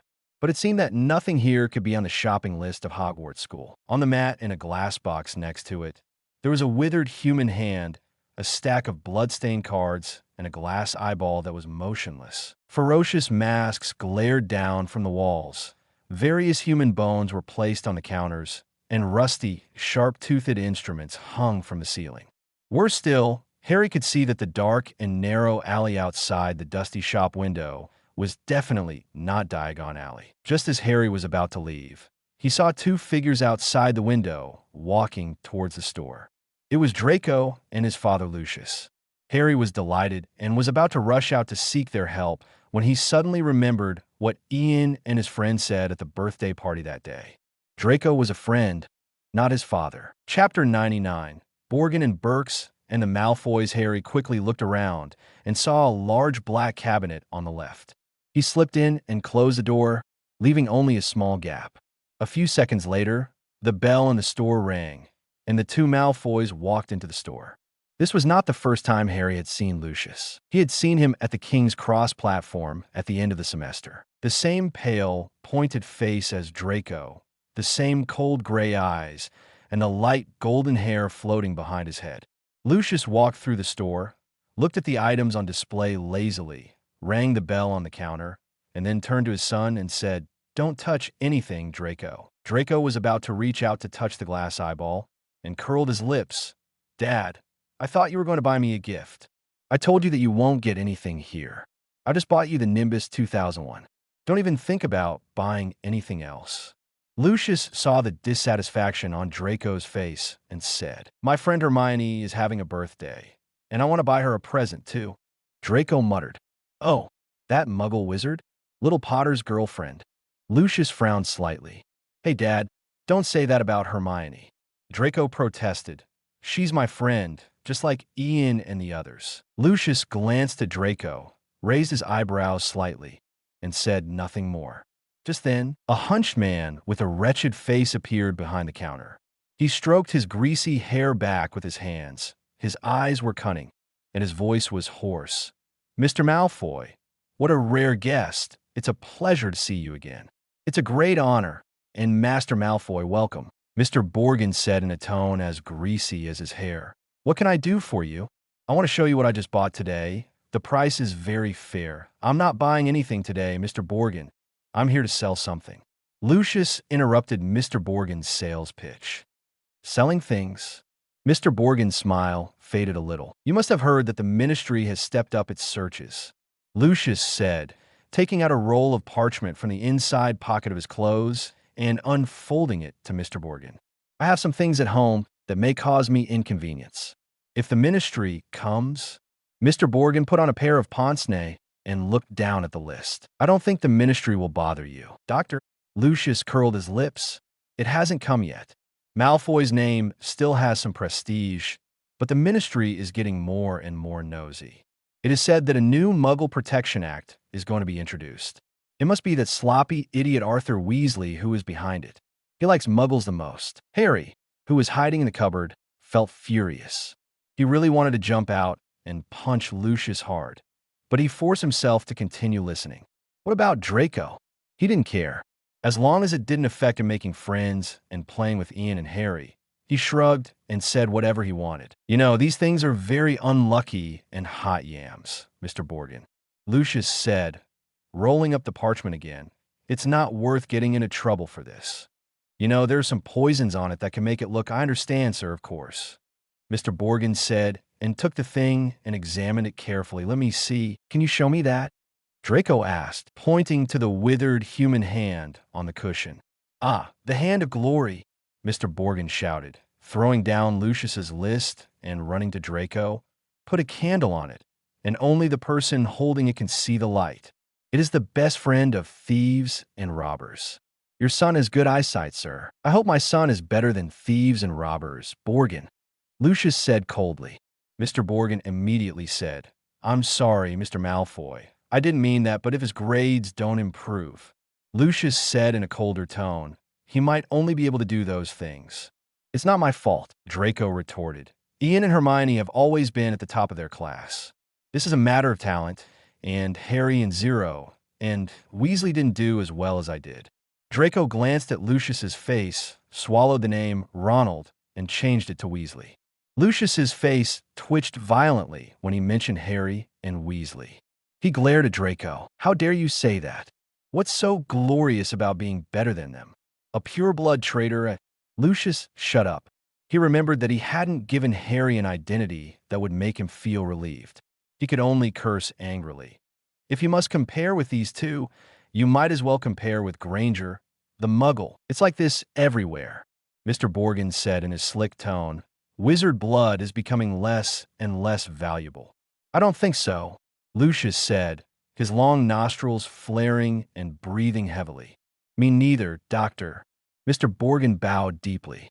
"Well, maybe we can get on with my list," Lucius said impatiently. "I don't have much time, Borgin. I have something important to do today." They began to haggle, and Draco looked at the items for sale in the shop at will, and they were about to get to Harry's hiding place. Draco stopped to study a long noose, and then smiled foolishly and read the tag on a gorgeous opal necklace. "Caution, do not touch. It has been cursed. It has taken the lives of 19 Muggles." Just when Harry thought Draco would not find him, Draco suddenly turned around and saw the cabinet. He walked over, stretched out his hand, and opened the temple door. Harry and Draco looked at each other in a watery way. Draco had never expected that there was someone hiding in the cabinet. He jumped back in shock and recognized Harry. "Harry," Draco asked in a low voice, "why are you here?" Harry gestured frantically to Draco, indicating that he should keep his voice down and not be discovered by Lucius. Draco nodded. He closed the cabinet door and put Harry close the cupboard again. "Draco, what are you doing?" Lucius asked curiously after paying the bill and finding Draco standing next to a cabinet. "Nothing, Dad," Draco said. His heart was beating fast, but he tried to stay calm. "I just look at this photo." "The deal has been made." Lucius glanced at the cabinet and frowned. "Don't hang around, Draco. We should go." "Okay, Dad," Draco said obediently. He followed Lucius out of Borgin and Burke's, his heart still beating wildly. He didn't know why Harry was hiding in that cabinet, but he knew that this must not be known to his father. "Goodbye, Mr. Borgin. I'll wait for you at home tomorrow to pick up the goods." As soon as the door closed, Mr. Borgin immediately put away his frowning tone. "Goodbye, Mr. Malfoy. If those rumors are true, what you sold me is less than half of what you have hidden in your house." Mr. Borgin muttered angrily and walked into the back room. Harry waited for a while, afraid that he would come out again, and then he got out of the cabinet as quietly as possible and looked around. There was no one in the store. Harry breathed a sigh of relief, but he still didn't dare to be careless. He walked past the glass counters and slipped out of the store quietly, fearing that he would be discovered by Mr. Borgin. It was not until he walked several streets that Harry completely relaxed. He pressed his broken glasses on his eyes and looked around. In front of him was a dirty alley, which seemed to be lined with shops for dark magic. The one he just came out of was called Boggin and Burke, which seemed to be the largest store, but the window of the store opposite was displaying some shrunken heads in a gloomy manner. Two storefronts apart, a large cage was full of huge black spiders. In a dark doorway, two ragged wizards were looking at him and whispering. Harry couldn't help but feel creepy, and he wanted to leave here quickly. He thought that he might have swallowed a mouthful of ashes in the Weasley's stove and didn't say the name of the place clearly. So he came to this hellhole. Harry tried to straighten the lenses of his glasses all the way, holding a glimmer of hope in his heart, hoping to find his way out. An old wooden street sign hung in front of a shop selling poison candles, telling him that this was Nocturne Alley. Nocturne Alley? Harry had heard about this place from Ian. Unlike Diagon Alley, Nocturne Alley is full of darkness and danger, and is a place where many dark people love to hang out. Dark magic items are smuggled here. Evil experiments are conducted, assassinations, kidnapping, and other dirty transactions are carried out. Ian also said that sometimes when customers are discussing business here, they will suddenly disappear and become part of the goods. Harry couldn't help but shudder. He quickened his pace, wanting to leave this hellhole as soon as possible. However, he seemed to be trapped in a maze, surrounded by gloomy shops and weird wizards, and he couldn't find a way out. Suddenly, a hand grabbed his arm, and Harry was so scared that he almost screamed. "Are you lost, dear?" An old witch stood in front of him, holding a plate of something that looked like a whole piece of dead person's nails. She squinted at Harry, revealing her moss-covered teeth. Harry stepped back in fear. He thought this was the death trap his brother Ian had mentioned. Now, no one would come to save him. "I'm fine, thank you." Harry stammered. Harry, what are you doing here?"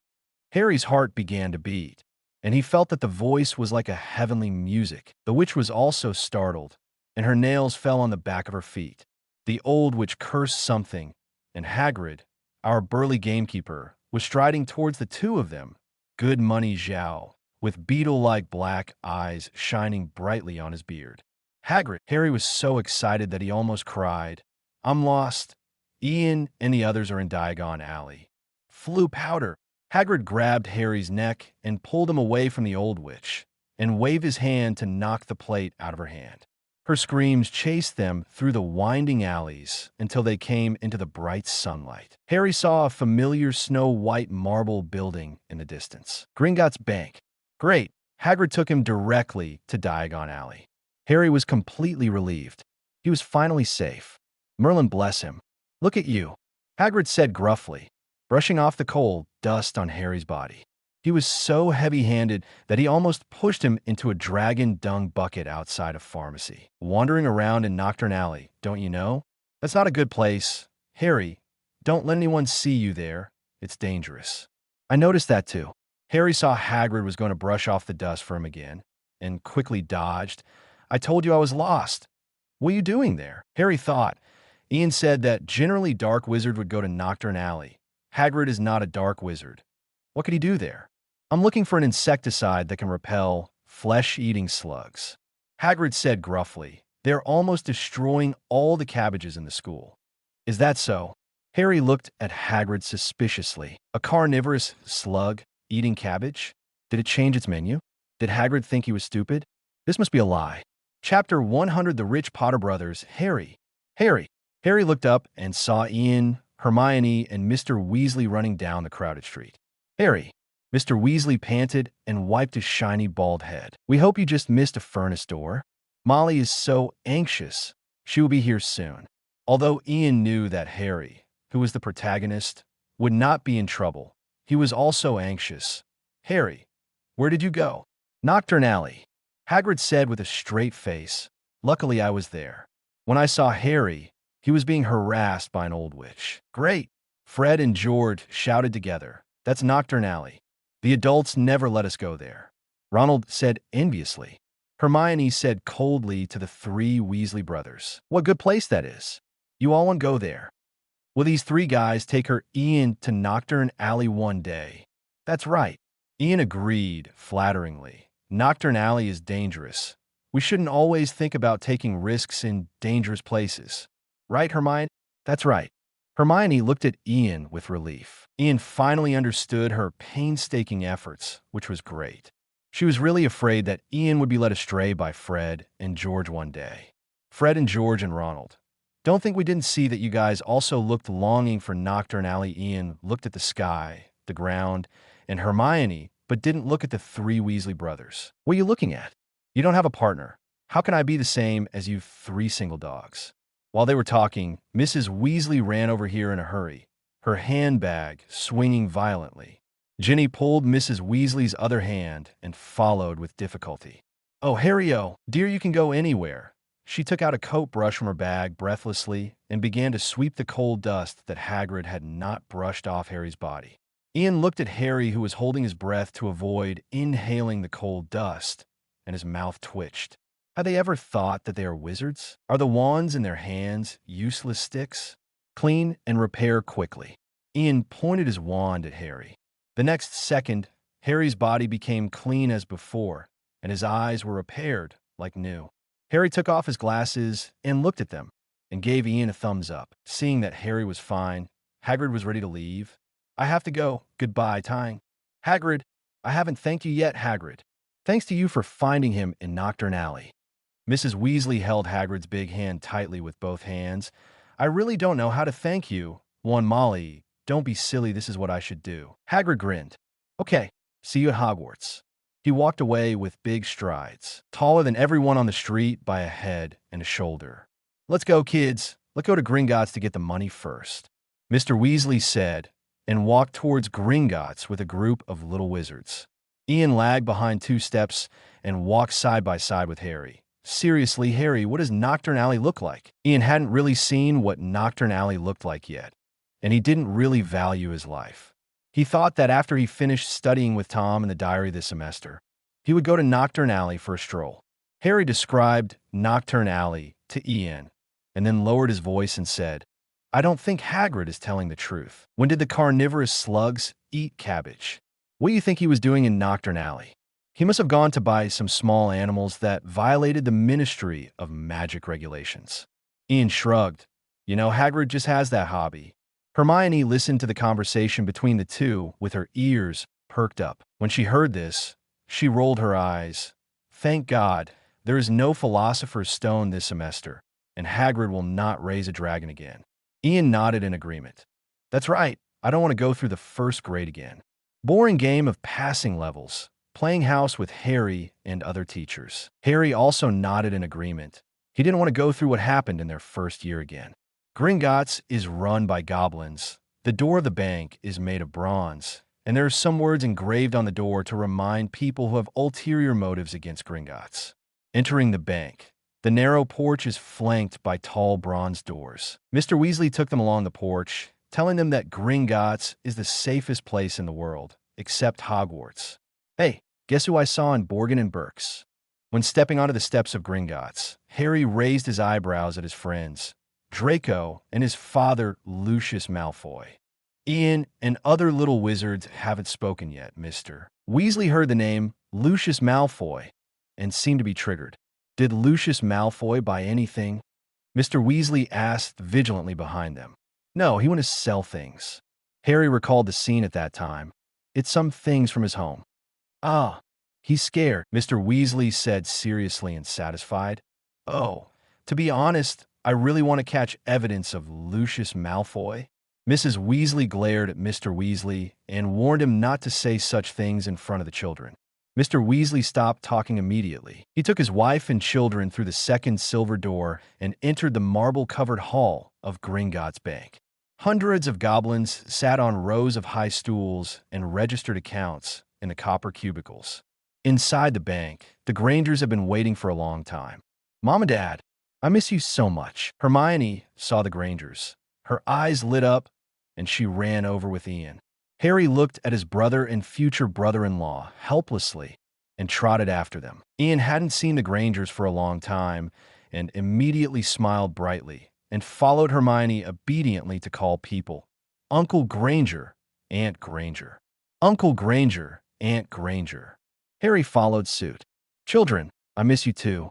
How was your time at the Weasleys for more than a week? Mrs. Granger held the hands of Hermione, Ian, and Harry and asked anxiously. The three looked at each other and replied with a smile. We had a great time. Aunt Weasley took good care of us. Mrs. Weasley smiled and waved her hands. No. Ian and the other three are very sensible. I also want them to stay at our house for a few more days. My 3 children are really a bother to you. It's embarrassing. Mrs. Granger replied with a smile. Ian watched the 2 mothers bragging about their business, and his mouth twitched. Aside, Mr. Granger and Mr. Weasley also exchanged pleasantries. After the greetings, the Weasleys and the Grangers took the children to get the money. John, you want to exchange Muggle currency, right? Is this the British pound? Mr. Weasley stared at the stack of British pounds in Mr. Granger's hand excitedly. He had never seen Muggle currency before. Yes, Arthur, this is the British pound, Mr. Granger said, handing the British pound to the goblin. The goblin took the British pound, checked it carefully, and handed Mr. Granger a bag of gold galleons, a total of 100. Alas, it's a pity that Ian and Harry have vaults and don't need to exchange with British pounds. Mr. Granger handed the gold galleons to Hermione with a look of regret. Ian and Harry, no, Uncle Granger, what does this regretful expression mean? The money spent on the children's school is simply too little, but it can only be exchanged for 100 gold galleons in a semester. I feel that I am treating Hermione a little unfairly. Not to mention Ian and Harry, I don't even need to exchange pounds for gold galleons. Mr. Granger sighed. These 2 children, Ian and Harry, looked at each other and saw the helplessness in each other's eyes. Uncle Granger is saying this again. We should go to the vault to get money. Ian reminded the Weasleys and interrupted Mr. Granger's nagging. Mr. Weasley then remembered that they should go to the vault and immediately stopped thinking about the pounds and took his wife and children to an idle goblin. Let's go to the underground vault to get some money, Wayne, Mr. Weasley said to the idle goblin. Hello, Mr. Weasley. The goblin Wayne nodded. What's the vault number? Please show me your key. Number 511. Mr. Weasley took out a key from his pocket and handed it over. The goblin Wayne took the key and looked at it, frowning. Mr. Weasley, there's not much money in your vault. Mr. Weasley smiled awkwardly. I know, Wayne. Take us down first. We also want to withdraw money. Ian and Harry looked at each other and said, Ian Potter, vault number 687. Harry Potter, vault number 676. When the goblin heard the names of Ian and Harry, his green bean eyes widened slightly, and his attitude was more respectful than before. Mr. Potter, please show me your keys. Ian and Harry took out their keys and handed them over. The goblin took the keys, checked them carefully, and took the two families to the vault. The goblin-driven car shuttled on the small rails, passing through the bank's underground passages to reach the vaults. The speeding along the way was very exciting. When the Weasley family's vault was opened, Harry was shocked. He felt more terrible than when he was in Knockturn Alley. There was a very inconspicuous pile of silver sickles and only one gold galleon in the Weasley family's vault. Harry swore to Merlin that he had never thought that the country of Weasley would be so poor. Ian kicked Harry with his foot and whispered, "Put away your shock." Harry listened to his brother's words and immediately restrained his expression, trying to make himself look calm. Mrs. Weasley showed an awkward but polite smile on her face, and she quickly put all the money in the vault into the bag. On the side, the Granger couple pretended not to see the shabby appearance of the Weasley family's vault and talked to Hermione. Goblin Wayne led everyone to Harry and Ian's vaults one after another. Harry's vault was full of gold galleons. Silver sickles were rare, not to mention coinettes. Harry felt very embarrassed, and he tried not to let others see him, and hurriedly swept a few handfuls of coins into a small bag with a traceless retraction charm. Even though he was very fast, the Grangers and the Weasleys still saw the vault full of gold galleons, and their expressions were a little dazed. Although I knew that Ian and Harry were rich, they were too rich. "Harry, it seems that your new vault has more money than the old one." Ronald looked at the vault full of gold coins, swallowed his saliva, and his tone was full of envy. Harry didn't know how to answer. Fortunately, Ian helped him out. "Although I'm the head of the family, I certainly can't treat Harry badly. The money here is not only half of the original vault, but also the part that my parents gave to Harry and the annual profit dividends of several factories." "I see." Ronald nodded and said nothing more. Ian was the last one to withdraw money. His vault was even more exaggerated than Harry's. The gold galleons were piled up into a small mountain, which looked very spectacular. Ian acted very calmly, as if he didn't see the mountain of gold in the vault, and casually swept some gold galleons into his bag. He had no interest in money at all. He was the Alibaba cloud of the world. The Weasleys and the Grangers were numb. There was so much gold. After withdrawing the money, the Goblin Wayne led everyone out of the vault and returned to the bank lobby. The group parted on the marble steps outside the bank.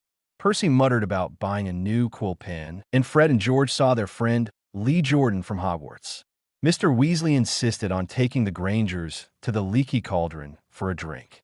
Mrs. Weasley and Ginny were going to Ollivander's wand shop to buy Ginny a wand. Ian and Harry each grabbed a handful of gold galleons from their bags and stuffed them into Mrs. Weasley's hands.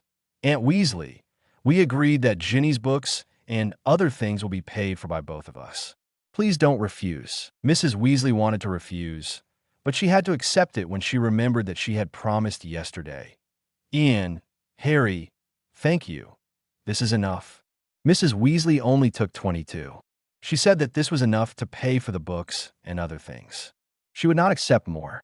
Ian and Harry did not say anything. They knew Mrs. Weasley's character and did not insist. "Meet at Flourish and Blots in an hour. I will buy you textbooks." Mrs. Weasley told the Weasley brothers and left with Ginny. "Don't go to Knockturn Alley," she shouted at the twin brothers' backs. Ian, Hermione, Harry, and Ronald strolled on the cobblestone winding street. The gold, silver, and copper coins rang happily in their pockets, clamoring to be spent. So they bought a lot of delicious food, such as a huge strawberry peanut and oil ice cream. They strolled through the streets while enjoying the ice cream, looking at the plaques and glittering letters and exquisitely carved signs in the shop windows.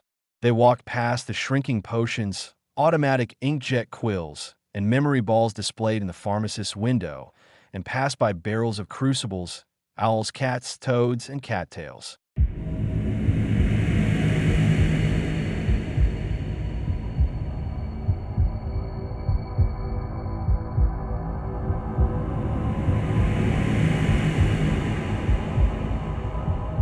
No more novels? Take part in the voting. The most requested novels and those with the most likes will be chosen for publication on euroaudiobooks.com. There, I can upload as much as I want without the risk of receiving a strike. R18 novels and other content that exceed what is morally acceptable are only published on Patreon or the Free Novels page. Remember, the site is funded by donations on Ko-fi and Patreon memberships.